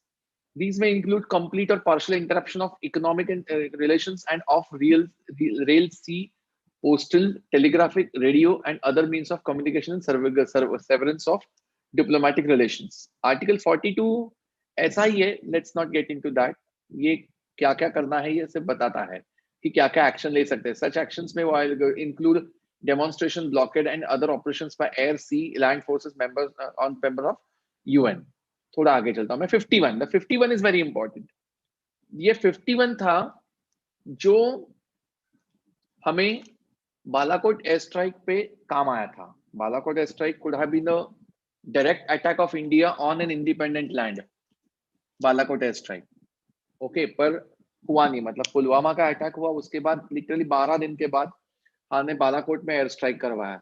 और वो जो वहां कोई मरे हुए सारे आतंकवादी है. वहां कोई पाकिस्तान का आम इंसान नहीं हो रहा, ना कोई मिलिट्री का कोई आदमी गया. So that was a pin pointed, particular, sharp and speedy attack जो बहुत कमाल का करके गया. वो एक सर्जिकल स्ट्राइक जैसा ही हो गया उसका. ओके, पर वहां मरे हुए तो सारे आतंकवादी थे. पाकिस्तान ने डिनाई ही किया ऐसा कोई स्ट्राइक हुआ करके. और अगर उनके अगर मासूम लोग मरते, उनके अगर फौजी मरते, तो वो लोग तो वॉर ही हो जाता, तो वॉर ही डिक्लेयर कर सकते थे. वैसा भी हुआ नहीं. तो वो तो पूरी डिनाइल मोड पे गए क्योंकि उनका कोई मरा ही नहीं था. मरे हुए जो थे वो आतंकवादी थे. तो आर्टिकल 51 इसी पे हमारी हेल्प करता है, वो रक्षा करता है. वो क्या है? Nothing is the present charter shall impair the inherent right of individual or collective self-defense in an armed attack occurs against a member of UN until the Security Council has taken measures necessary to maintain international peace and security. Measures taken by members in the exercise of this right of self-defense shall be immediately reported to the Security Council and shall not in any way affect the authority and responsibility of the Council under the present charter to take at any time such action as it deems necessary to order, maintain or restore international peace and security. मतलब क्या है? कुछ भी लिखा हो charter में, nothing in the present charter shall impair. Nothing in the present charter shall impair the inherent right of individual or collective defense if an or collective defense, self defense. मतलब charter में कुछ भी लिखा हो, पर अगर किसी इंडिविजुअल देश का खुद का अगर सेल्फ डिफेंस है और या फिर कलेक्टिव डिफेंस है, ओके, और अगर उसके खिलाफ अगर वो अगर यूएन का मेंबर है, उसके खिलाफ अगर अटैक होता है, ओके, उसके खिलाफ अगर अटैक होता है, तो सिक्योरिटी काउंसिल अपना मेजर्स लेने तक, सिक्योरिटी काउंसिल अपना मेजर्स लेने तक वो देश अपनी खुद की रक्षा कर सकता है. मतलब ए ने बी पे अटैक किया, बी ने सिक्योरिटी काउंसिल को इन्फॉर्म किया, और अटैक करने के बाद खुद को बचाने के लिए सिक्योरिटी काउंसिल से आने से पहले इस बी ने अपने खुद के वहां मेजर्स लिए. So measures taken by members in the exercise of right to self-defense shall be immediately reported to the Security Council and shall not in any way affect the authority and responsibility of the Council to take action. मतलब security council को बताना तो पड़ेगा और security council action ले सकता है, पर ये इसका पहला क्लॉज इतना इंपॉर्टेंट है कि किसी भी मेंबर को सेल्फ डिफेंस का मौका मिलता है. और यही था अपना बालाकोट एयर स्ट्राइक के सक्सेस का डिप्लोमेटिक dimension. Okay,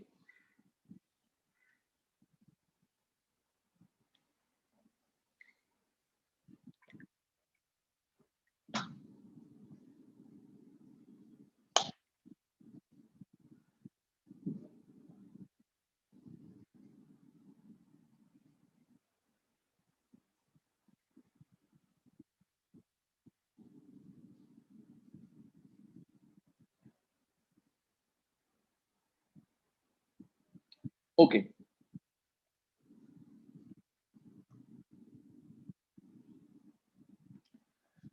सिर्फ हम लोग बात तो सिर्फ इंटरनेशनल पीस एंड सिक्योरिटी की कर रहे हैं, मैं ये मानता हूं, क्योंकि we started off with the brunt of world war, 2 world wars. मैंने वहीं से बात की, मैंने फिर सुरक्षा की बात की, मैंने कितने लोग मारे गए उसकी बात की. तो यूएन का जो हम चार्टर अभी तक देख रहे हैं वो सिक्योरिटी काउंसिल की तरफ और इंटरनेशनल पीस एंड सिक्योरिटी की तरफ ही इशारे कर रहा है. और इसके साथ साथ भी कुछ अलग अलग दायरे हैं, अलग अलग मायने हैं इंटरनेशनल पीस एंड सिक्योरिटी के, उन्हें वो देखने पड़ेंगे. तो उसमें एक बहुत बड़ा दायरा ये है कि भूख, गरीबी, प्यास, बेरोजगारी, महामारी, ये जो सारी चीजें हैं, ओके, हेल्थ, हाउसिंग, हंगर, या फिर malnutrition, okay, sexual exploitation of women, workers problems, old age problems, ये जो सारे डाउन रोड लोगों के प्रॉब्लम्स है, वो भी कहीं ना कहीं दंगा फसाद आगे भविष्य में करवा सकते हैं। कुछ इस आदमी के सारे अधिकार गए, अगर उसे पता चले कि वो नथिंग टू लूज पोजीशन में है, तो वो हाँ कुछ भी करने के लिए तैयार हो सकता है। That is a point. Okay,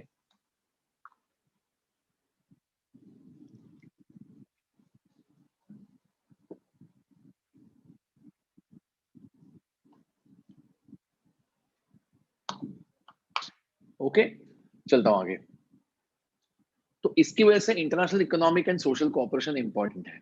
okay, ये क्या करना है? Principle of equal rights and self determination of people, the UN shall promote high standards of living, full employment, and conditions of economic and social progress and development, solutions of international economic, social health, and related problems, and international cultural and educational cooperation, and universal respect for all observance of human rights, fundamental freedoms of all, without distinction as race, sex, language, and religion. आगे चलता हूं मैं, थोड़ा इसको और आगे लेके जाता हूँ। ओके, या so we have seen two organ so far. हमने देखा जनरल असेंबली क्या करती है, हमने देखा सिक्योरिटी काउंसिल क्या करता है, हम देख रहे हैं अभी economic and social council.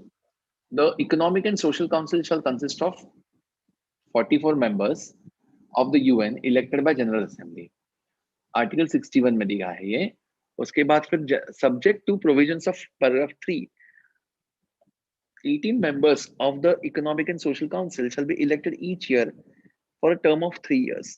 A retiring member shall be eligible for immediate re-election at the first election after the increase of membership of Economic and Social Council from 27 to 54 members, in addition to the members elected in the peace and 9 members whose term of office expires at the end of that year. 27 additional members shall be elected. Of these 27 of these 27 additional members, the term of office of 9 members shall expire at the end of 1 year, and 9 other members at the end of 2 years, in accordance with arrangements made by General Assembly. Such members of the Economic and Social Council have 1 representative. आगे चलता हूं मैं, इतना important नहीं है ये। Okay, powers and functions इसके देखो। इकोसोक कहते हैं इसको, इकोनॉमिक एंड सोशल काउंसिल को कहते हैं इकोसोक। ओके, इसके पावर्स एंड फंक्शंस को देखो क्या है। या it may take or initiate studies and reports with respect to international economic, social, cultural, educational, health, and related matters, and may take recommendations with respect to any such matters to the GA or General Assembly, to the members of the UN, and to the specialized agencies concerned. मतलब ये जो सारे matters है, social, cultural, educational, health related matters जो है, economic related, इसके बारे में यूएन से ये इकोनॉमिक एंड सोशल काउंसिल काम करेगा। ये रिकमेंडेशन कैसे, किस चीज के लिए करेगा? Observance of human rights, fundamental freedoms for all. ये ड्राफ्ट किस चीज के लिए बनाएगा? ये बनाएगा अपने अधिकार में जो चीजें हैं उसके लिए, कन्वेंशंस के लिए ड्राफ्ट बनाएगा, और ये इंटरनेशनल कॉन्फ्रेंस भी बुला सकता है for matters falling with in its competence.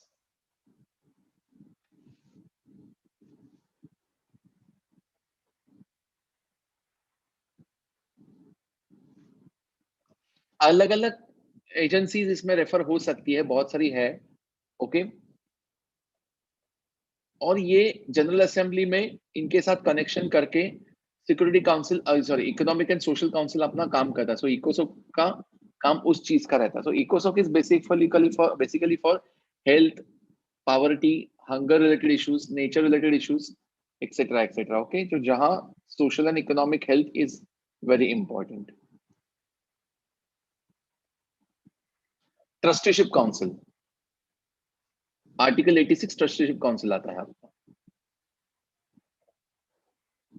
Okay, ये क्या होगा? Trusteeship council shall consist of following members of UN. Those members administering trust territories. Such of those members maintained by name in Article 23 are not administering the trust territories, and as many members elected for 3 years. उसको छोड़ दो, ये उसका important ज्यादा नहीं है।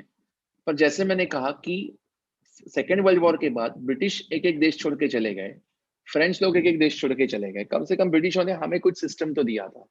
Britishers gave us the judiciary, army, police. Britishers gave us the railway stations like CST, Churchgate. कहीं ना कहीं स्कूल्स, कॉलेजेस, कुछ ना कुछ तो ब्रिटिश छोड़ के चले गए। और छोड़ के मतलब कैसे? Practically British and rule over India was over. फिर भी जुडिशरी में ब्रिटिश लोग थे। फिर भी हमारी एयरफोर्स में ब्रिटिश लोग थे, हमने उनको रुकाया था। सिविल सर्विस में तो ब्रिटिश लोग कितने थे, और इंडियंस भी थे सिविल सर्विस में, जो तब ब्रिटिशों के अंडर आईएएस नहीं आईसीएस में आए थे। ओके, तो ये जो बातें हैं, ये बातें तो मतलब कम से कम उनका थोड़ा तो अप्रिसिएशन उनको मिलना चाहिए। पर सीन ऐसा है, कहीं ना कहीं इसे भी एक चाल के तरीके से देखा गया, क्योंकि ब्रिटिश और ब्रिटेन और फ्रेंच तो चले गए थे, पर यूएन में ब्रिटेन और फ्रेंच लोगों को तो परमानेंट सीट मिली थी सिक्योरिटी काउंसिल में। और कहीं ना कहीं ये अगर ट्रस्टीशिप काउंसिल अगर ये काम करता है, तो कहीं ना कहीं is it going to be the new colonialism, ऐसा भी इसके बारे में पूछा गया था। पर कहीं जहां जहां ट्रस्टीशिप काउंसिल था, उन्होंने अपना अपना योगदान दिया और बखूबी तरीके से अपना रोल निभाया कि वहां कोई नई नई प्रकार की सिस्टम आ सके। उसके बाद फिर 1994 में पलाऊ का एक आइलैंड्स है, उन पलाऊ आइलैंड्स पे ट्रस्टीशिप काउंसिल ने फाइनली अपना अपना योगदान दिया, और उसके बाद ये ट्रस्टीशिप काउंसिल डिफंक्ट है। आज भी लोग कहते हैं कि इसे एक बार बरकरार रखे, तो इसे एक बार शुरू करना चाहिए, आज भी इसकी जरूरत है, पर उसको कोई मतलब ज्यादा रिस्पॉन्स नहीं देता। That's the point. Okay, powers and functions क्या है इसके? General assembly and other under its authority, the trusteeship council in carrying out their functions may consider reports submitted by the administering authority, accept petitions and examine them in consultation with administering authority, provide periodic visits to representative trust territories at times agreed upon with administering authority, and take these and other actions in conformity with the terms and trusteeship agreement. Okay, तो trusteeship मतलब उन countries को trustee के तौर पे उन countries का पे थोड़ा एक पोजीशन लेना, कि वहां पूरी सिस्टम तैयार हुई ना, पहले देखना है। तो फिर वो लोग चले गए, रूलर्स थे, और बाद में पब्लिक एक दूसरे को काटने लगी। ओके, तो ये नहीं होना चाहिए। That was a logic. I will go ahead.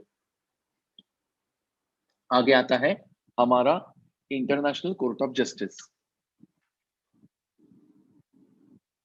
Okay, international court of justice क्या कहता है? प्रिंसिपल ऑर्गन है एक यूनाइटेड नेशंस का। ये एनेक्स स्टैट्यूट है which is based on statute of permanent court of international justice and forms an integral part of the present charter. Article 93 है, all members are ipso facto parties, मतलब all members are by default parties to the statute of international court of justice.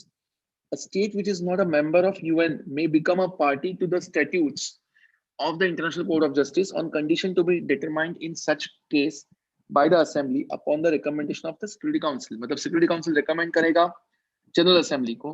General assembly क्या करेगी? देखेगी कोई अगर member है, वो UN का मेंबर है नहीं, पर फिर भी उसको security international court of justice से उसको अगर इंसाफ चाहिए, या अगर वो वहां उसे खींचा गया है, तो फिर उसके साथ क्या करने का ये सिक्योरिटी काउंसिल और जनरल असेंबली मिलके सोचेंगे। ओके, सो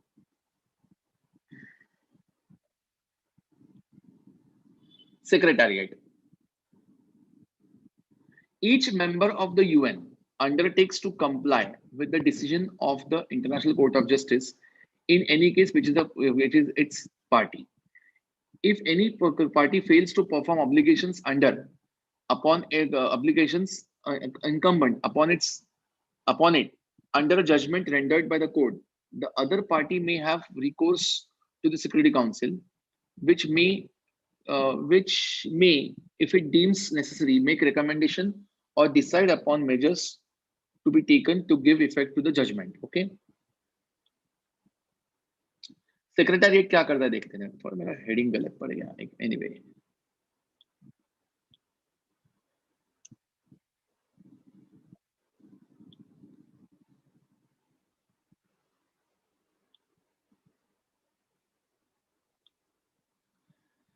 सेक्रेटेरिएट क्या है? Secretary general of such staff as the organization में require. Secretary General shall be appointed by the Assembly, General Assembly, upon the recommendation of Security Council. मतलब you get the position in Security Council. उसका position क्या है देखो. He shall be the chief administrative officer of the organization. In the Secretary General, the Secretary General act in that capacity in all meetings of the General Assembly of the UN Security Council and the Economic and Social Council and the Trusteeship Council shall perform such other functions as are entrusted to him by these organizations. Okay. Secretary General करेगा क्या? Make an annual report of the General Assembly on the work of organization. और ये क्या करेगा? May bring to attention the Security Council any matter which, in its opinion, may threaten the maintenance of international peace and security. ये जाके बताएगा कि sir देखो क्या हो रहा है, सिक्योरिटी काउंसिल वालों देखो यहाँ हेल्प करने की अपने को जरूरत है. तो ये थैंक यू कहता हूं मैं. So I finish this presentation. Just a minute.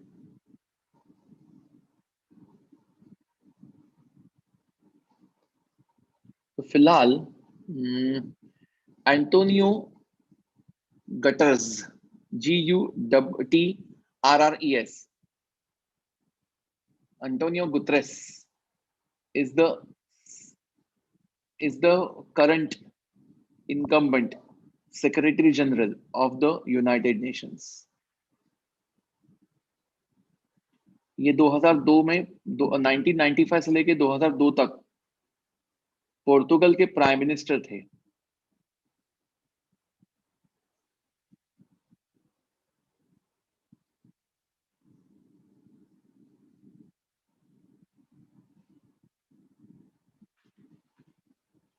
Yeah, so I stop this presentation here. थोड़ा मुझे और डिस्कस करना है. ओके, फिर मैं आपके सवाल भी दूंगा.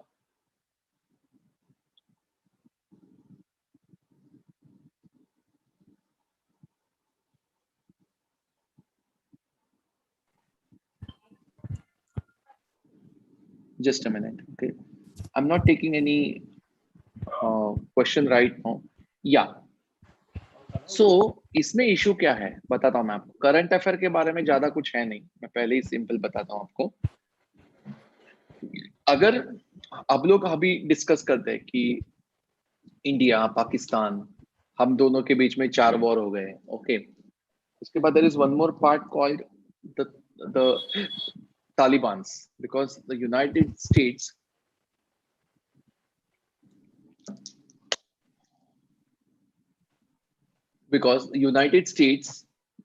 actually has withdrew her soldiers from Afghanistan. तो फिर एक बार तालिबान उस पे कैप्चर करेगा. ओके, 9/11 हुआ and United States wanted to show her prowess because that was taken from her as a big national insult. तो एक इतना ह्यूमिलिएशन होने के बाद, इतना बड़ा सारा ह्यूमिलिएशन होने के बाद कहीं ना कहीं फिर यूएन को, यूनाइटेड स्टेट्स को अपना धौक जमाना था. ओके,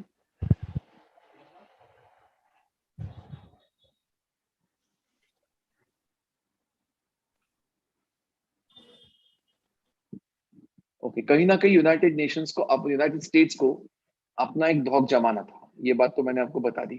ओके, अब ये जब करना है तो उन्होंने पहला अटैक किया था अफगानिस्तान पे और अटैक करके अपना हीरोइक दिखा दिया. ये तो सबने देखा. उसके बाद फिर now they are coming out of Afghanistan, they already have come out of Iraq. अब क्या होता है कि इराक में उन्होंने अटैक करके सद्दाम हुसैन को मारा। Saddam Hussein was secular by mindset. Saddam Hussein के स्टेट में लड़कियां जॉब कर सकती थी, ना वहां कोई बुर्का कंपलसरी था, ना वहां कोई अदर ड्रेस कोड था, वहां नॉर्मल लोगों का लाइफ था। And if you are in Iraq, तो ऐसा नहीं कि आप मुसलमान नहीं हो इसलिए आपको कुछ नहीं मिलेगा या फिर ज्यादा कुछ मिलेगा अगर आप मुसलमान हो, ऐसा कुछ नहीं था। Saddam himself was a dictator, और सद्दाम ने कुर्दिश हो या बाकी लोगों का अपना जलवा दिखाया था। ओके, पर इसका मतलब ये नहीं था कि Saddam was a vehement and you know can say a fanatic Muslim. He was an Arab but he was secular by mindset. तो सद्दाम हुसैन के स्टेट, जब सद्दाम हुसैन को पकड़ के फांसी दी गई, तो उसका सबसे बड़ा कंट्रीब्यूशन ये था उस आदमी का कि इराक और ईरान में जो शिया या फिर सुन्नी हो मौलवीज थे, सद्दाम को बेसिकली हेट किया वहां के इराक और ईरान के शिया लोगों ने, he himself was a Sunni. But then Saddam के मरने के बाद वहां जो सुन्नी मौलवीज थे, उन पे एक अच्छा खासा कंट्रोल रखने वाला सद्दाम हुसैन था। और उसके बाद फिर वहां यूएस घुसी, सद्दाम को पकड़ के फांसी दे दिया गया। और उसके बाद फिर सद्दाम के वहां से जाने के बाद इराक में ही आईसिस नाम की एक ऑर्गेनाइजेशन आई, जो दुनिया की खतरनाक टेररिस्ट ऑर्गेनाइजेशन में गिनी जाती है। ओके, तो ये हुआ, मतलब जब इराक से आपने सद्दाम को एलिमिनेट किया, उसके बाद वहां आईसिस आ गई, उसके बारे में आपको कुछ भी नहीं लगता। Now who allowed America to attack Iraq? The answer is no one. Similarly, Afghanistan was attacked, and then Northern Alliance was supported by America, and Northern Alliance somehow defeated the Taliban's. Okay, जो 5% So था what is Northern Al Alliance, Qaeda? I'll come to that point. Okay, तो Northern Alliance जो था basically, तो that was controlling 5% part of Afghanistan. Now it became the ruler of Afghanistan. Now America is trying to withdraw, and फिर यही होगा कि तालिबान हमें फिर एक बार उसका कंट्रोल लेगा। पर जहां जहां जाओ, वेदर इट इज इराक और future Afghanistan, they are in doldrums. और ये सब हुआ because America entered these two areas. समझे आप? That is most important. तो ये जब हुआ तब अमेरिका ने किसका हेल्प लिया था? दोनों कंट्रीज, सोवियत यूनियन हो अमेरिका हो, they both had war with each other. Did United Nations come to control? No, answer is no. मतलब यूनाइटेड नेशंस के दो परमानेंट मेंबर्स एक दूसरे के साथ झगड़ा कर रहे हैं, और यूनाइटेड नेशंस का कुछ भी नहीं चलता। Coming to Al Qaeda was formed by Osama bin Laden. Bin Laden was once a mujahideen supported by the Americans only when Afghanistan was attacked by the Russians, and Iraq and Iran were fighting with each other. So Iraq-Iran fight was somehow 87 to 78 to 87, and Russia-Afghanistan matter was 80 to 89. Okay, ये था। So Al-Qaeda was formed by Bin Laden, और उसको finance तब किया था US ने ही, जब Iran और इराक के बीच में झगड़े चल रहे थे। ये दोनों एक दूसरे के साथ झगड़ा नहीं कर सकते, अमेरिका रशिया। तो एक काम करो, दो झगड़ने वाले को पावर दे दो, ओके, और उनको एक दूसरे के साथ झगड़ा करने को बोलो। तो that was the case. So Al Qaeda was born after that only. थोड़ा मैं आगे जाता हूँ। अभी क्या होता है कि ये सब हुआ, इराक ईरान फाइट कर रहे हैं, यूएस ने ही वियतनाम के साथ वॉर किया, यूएस ने ही क्यूबा के साथ वॉर किया, यूएस अफगानिस्तान में घुसी, यूएस इराक में घुसी, जीत तो हासिल किधर भी नहीं, वो छोड़ दो। या फिर then what was UN doing at that time? Again ये क्वेश्चन है ही। उसके बाद फिर आप देखो तो सोवियत यूनियन ने हंगेरी पे अटैक किया था। ओके, हंगेरी पे अटैक करके वहां का जो प्राइम मिनिस्टर था, उनका नाम था इमरे नाज। हंगेरी का जो प्राइम मिनिस्टर था इमरे नाज, उनकी सोवियत यूनियन ने ही हत्या कर दी थी हंगेरी में घुस के. Hungary was a neighbour of Soviet union eight that time. तो फिर ये हिम्मत कहाँ से आती है? So at that time there was United Nations. जब इंडिया पाकिस्तान झगड़ा करने लगे तब यूनाइटेड नेशंस आता है. जब अमेरिका का किसी के साथ झगड़ा हो गया तब यूनाइटेड नेशंस नहीं चाहता. रशिया का हो गया तो यूनाइटेड नेशन चुप था. US was continuously giving some impetus to the anti-Syrian elements, whereas Soviet Union was supporting the Syrians. मतलब Russia 2 years back 3 years back was supporting the Syrians. तब ये कहाँ गया था? ये सब मैटर तब कहा गया था. So point is that somehow United Nations का जो फेलियर है वो भी स्टार्कली दिखता है. That is the context of the United Nations story. बहुत लोग कह रहे हैं यूनाइटेड नेशंस के बारे में कि रिफॉर्म्स की जरूरत है, रिफॉर्म्स की जरूरत है, रिफॉर्म्स की जरूरत है. और रिफॉर्म्स की जरूरत है तो कोई खुल के कोई बात ही नहीं करता. I tell you what is the meaning of that. 5 permanent members है, 5 नॉन परमानेंट 10 है. चलो कोई बात नहीं. 5 परमानेंट मेंबर्स को ही वीटो पावर है. एक काम करो, वीटो पावर्स को बढ़ाओ, बाकी परमानेंट मेंबर्स को भी वीटो पावर दे दो. परमानेंट मेंबर्स बढ़ाओ. ओके, परमानेंट मेंबर्स बढ़ाओ और फिर वहां यूनाइटेड नेशंस में उनको भी वीटो पावर दो. अपने आप एक डेमोक्रेटाइजेशन हो जाएगा अपना. I will show you how. I'll show you how. अभी क्या होता है, जब हम 5 परमानेंट मेंबर्स लेते हैं, all of them can stop the proceedings of UN because इनके वोट चाहिए, इनको वेटो पावर है, वो हमने देखा. इनके वोट चाहिए. ओके, अभी यही झगड़ा कर रहे हैं. अगर 5 की अगर परमानेंट मेंबरशिप की अगर पोजीशन 10 होती है और वीटो पावर अगर 2 के पास आता है, आने दो ना. UN will become more democratic. अब मोर डेमोक्रेटिक बनने के लिए कौन कौन से कैंडिडेट्स हैं?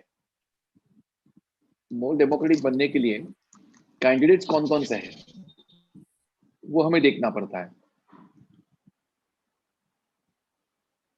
ओके, वो पहले देखना पड़ता है कि कौन कौन से कैंडिडेट्स हैं ये डेमोक्रेटिक बनने के लिए. Now India. अब इंडिया का कहना क्या है?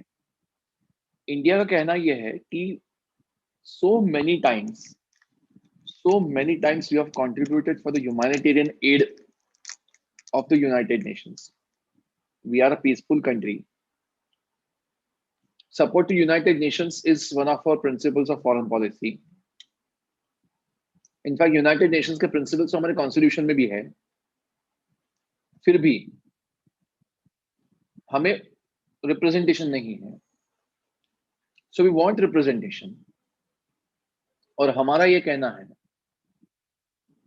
कि हम एक न्यूक्लियर पावर तो है ही, पर हमारे न्यूक्लियर पावर का जो कंट्रोल है वो एक डेमोक्रेटिक तरीके से इलेक्ट किए हुए गवर्नमेंट के हाथ में है.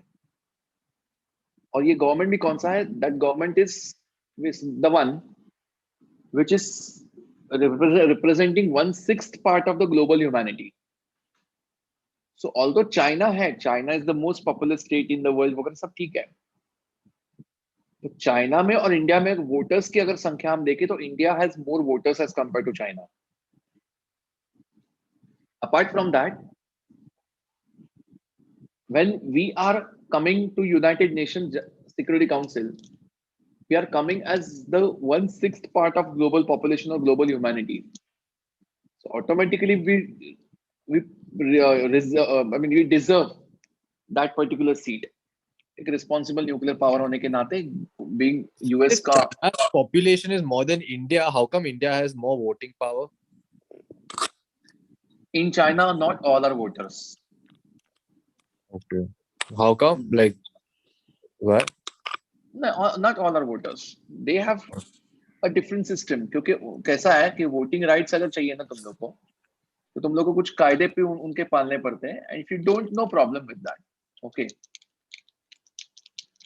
So anyway, so we are basically the representatives of 1/6 part of the global human beings. तो कहीं ना कहीं अगर हम वहां जाते हैं, that shall be the representation of the global population. China आने दो, चाइना डेमोक्रेटिक नहीं है, वी आर डेमोक्रेटिक, ये हमारा कहना होता है. Okay, now what happens is, इसके लिए हमने एक क्लब बनाया था 15 साल पहले, उसको हम जिंजर क्लब करके कहते थे. तो उसमें कौन कौन था? जर्मनी था, जापान था, इंडिया था. जर्मनी जापान मैन्युफैक्चरर्स थे, इंडिया एक बड़ा मिलिट्री पावर था इस चीज के लिए, और उसके खिलाफ एक Italy, Pakistan and one more country I don't remember, इन्होंने मिलकर कॉफी क्लब करके बनाया था.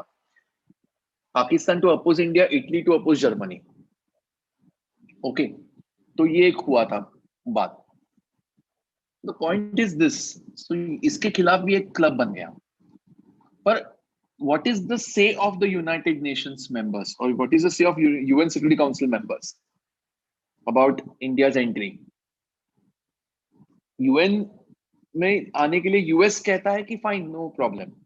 मतलब डोनाल्ड ट्रंप ने अपना एक स्टैंड एक बार बदला, उसके बाद फिर और एक बार बदला, सब ट्रंप ने किया. Vladimir Putin seems to have no issue. Putin seems to have no issue in India's arrival in Security Council. France supports, UK supports the democratization and arrival of India and some other members. सिर्फ veto एक आदमी के लिए या दो आदमी के लिए वो देखते हैं, ऐसा है लोग कहते हैं. China is creating trouble for India's entry into Security Council. China always uses veto. China कहता है कि हम लोग सपोर्ट देंगे नहीं. अब उसका रीजन है तो वही जाने, उनका क्या इंडिया के साथ प्रॉब्लम है. Okay, so because of this there are speculations कि ये परमानेंट सीट मिलेगी कि नहीं, और अगर मिली भी तो वेटो मिलेगा कि नहीं. These are the speculations we generally have about India's entry. Okay, so that's how it goes. Current affairs में ज्यादा कुछ नहीं है. अगर कुछ हो तो related to WHO ही है, because WHO is also adjunct to, I mean, affiliated to United Nations. या फिर IMF and World Bank are also affiliated to United Nations, but WHO is more. So WHO related जो कुछ भी होता है corona से related है, वही यूनाइटेड नेशंस के बारे में भी आपको पढ़ने को मिलेगा. Suppose if you have any doubt, then free to ask. Last 10 minutes for doubt discussion. या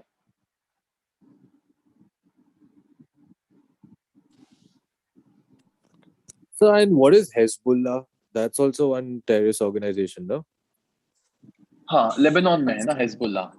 शिया अच्छा. कंट्री है लेबनान में, और उनका मतलब जो प्राइम मिनिस्टर है वो periodically Muslim, Catholic, Muslim, Christian ऐसा रहता है. Because there are some Christian Arab also.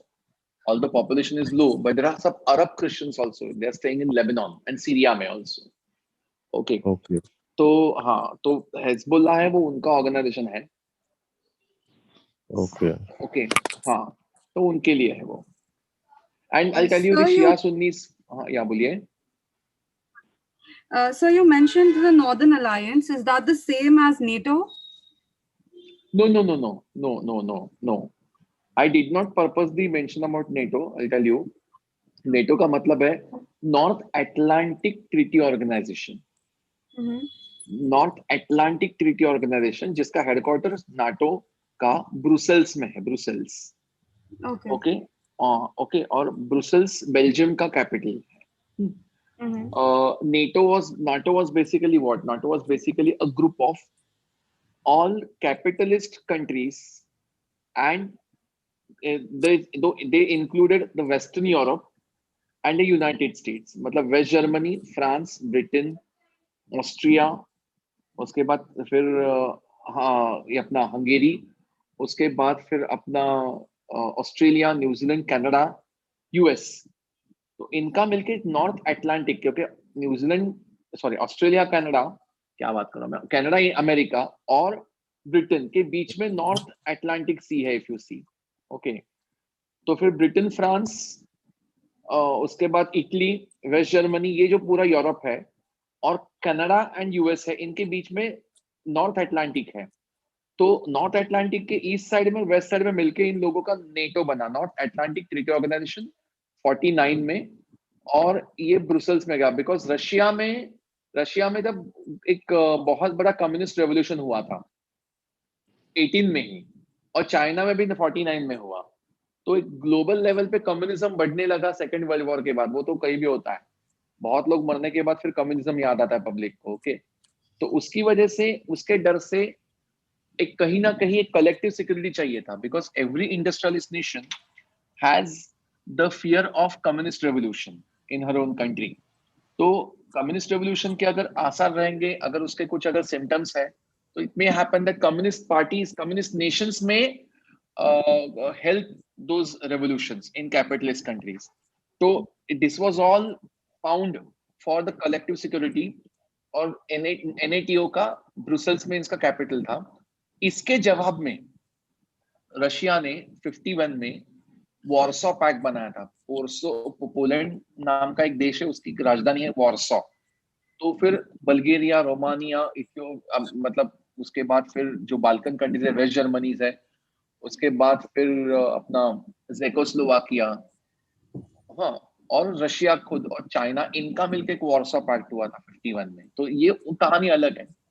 Northern alliance का जन्म और पूरा को उसकी कुंडली उसकी पूरी अफगानिस्तान की है। इट वॉज फॉर्म्ड बाय 15-20 साल हो गए उसको। एक minute, just a minute, just let So me then just what is see. the opposite of NATO? एक minute, let me complete the question. Let me complete the question. एक minute. Okay. Ahmad Shah Massoud, I remember. Ahmad Shah Massoud was the founder of Northern Alliance in Afghanistan. क्योंकि हुआ ऐसे कि अफगानिस्तान में जब Taliban regime आई ना, तो फिर दे स्टार्टेड रूलिंग ओवर, और अहमद शाह मसूद ने फिर कुछ लोगों को वहां के लेके नॉर्दर्न अलायंस बनाया था। उसके बाद फिर Ahmad Shah Massoud went to United Nations also, he went to other country also to gain the support against Taliban, पर जहां जहां गया उसको सिर्फ मॉरल सपोर्ट ही मिला। और उसके बाद फिर अहमद शाह मसूद ने अफगानिस्तान के 5 या 6% पार्ट पे अपना कब्जा किया था। पर 9/11 के 3 दिन पहले अहमद शाह मसूद की हत्या की गई। मतलब एक फोटोग्राफर आया था उसका इंटरव्यू लेने के लिए, वो फोटो जर्नलिस्ट था, और वो उसका इंटरव्यू लेते लेते फिर फोटो मतलब कैमरे से ही बंदूक की गोली निकली एंड अहमद शाह मसूद डाइड। और उसके फिर 3 या 4 दिन बाद 9/11 हुआ। सो दैट आफ्टर दैट, जब तब जाके सबको अहमद शाह मसूद की याद आई, और उसके बाद फिर सब लोग ने मिलके उसे हेल्प, उसकी नॉर्दर्न अलायंस को हेल्प किया। उनका फिर तब का एक कमांडर था अब्दुल रशीद दोस्तम नाम का, I guess he is a minister right now. Okay, तो ये जो सब थे ना, तो इनको फिर बाद में अमेरिका ने ताकत दिया, नॉर्दर्न अलायंस को आर्म्स एमिनेशंस दिए, मैन पावर भी दिया, and finally they captured Taliban by Afghanistan by ostracizing Talibani people. That's the difference between two. Okay, so NATO is formed by America, and Northern Alliance was somehow financed by USA after 9/11. Yeah, you were asking something, Shaunak? Yeah, what is the opposite of NATO? There were two groups, na? NATO and Warsaw, WARSAW Pact, Warsaw Pact. okay. Warsaw And which is all the countries capital of came in Poland. this? Which all came in was this? Russia, China, Cuba, Vietnam, उसके बाद फिर Bulgaria, Romania, Czechoslovakia, West Germany, And Japan? Japan was in NATO. Japan was completely capitalist. Then how come US attacked Japan? अरे वो first world war, I am talking about Okay. 1950. Yeah. Okay. NATO was in the First World War, NATO and Warsaw. NATO was during the Cold War, after Second World War. And when Warsaw was there in the Cold War only. Everything after Second War. Second World War में जब America became a superpower by attacking Japan. Okay. And then Russia also conducted nuclear test and became a superpower and became 1-1 to America. Okay. But in the Second World War also there was those Allied powers and Axis powers, no? Yeah. So which all came, the Allied and the Axis? बाद में discuss करते हैं. This is, that's not connected to this, no? And so you were telling me about that Hezbollah, that Shia Sunni. What was it? Continue now.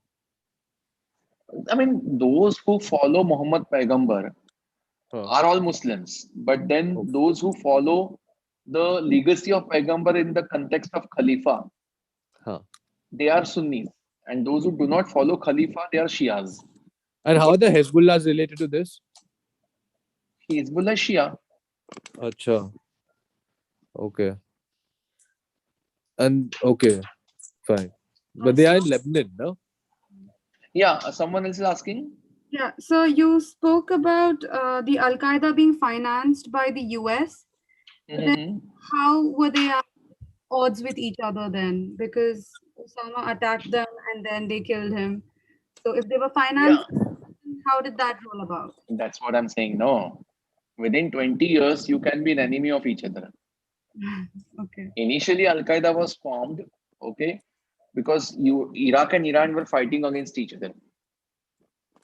And initially, USA was helping Iraq and Iran was helping Russia.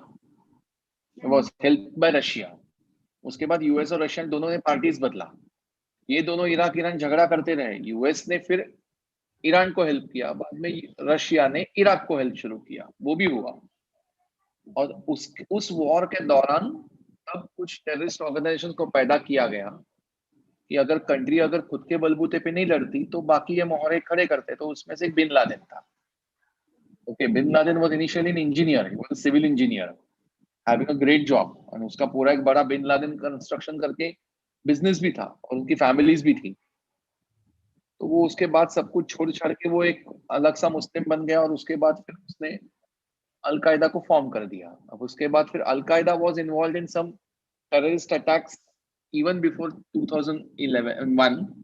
तो कहीं embassies पे terrorist attack वगैरह वगैरह अल कायदा करती थी. और उसके बाद फिर अल कायदा की दुश्मनी हो गई अमेरिका से. 9/11 के बाद America wanted someone to finish and al Qaeda had taken the responsibility of that 9/11 attack. ऐसा, that was the case. So Al Qaeda was somehow attacked by the US. Openly, Al Qaeda said that they did it. हाँ, मतलब वही था वो. Sure. Okay. See you soon. Next Monday. Yes, sir sir. को भेज देता हूँ मैं notes. Okay, ठीक है. Thank you, sir. Yeah. Please, bye. Take care, sir. Take care.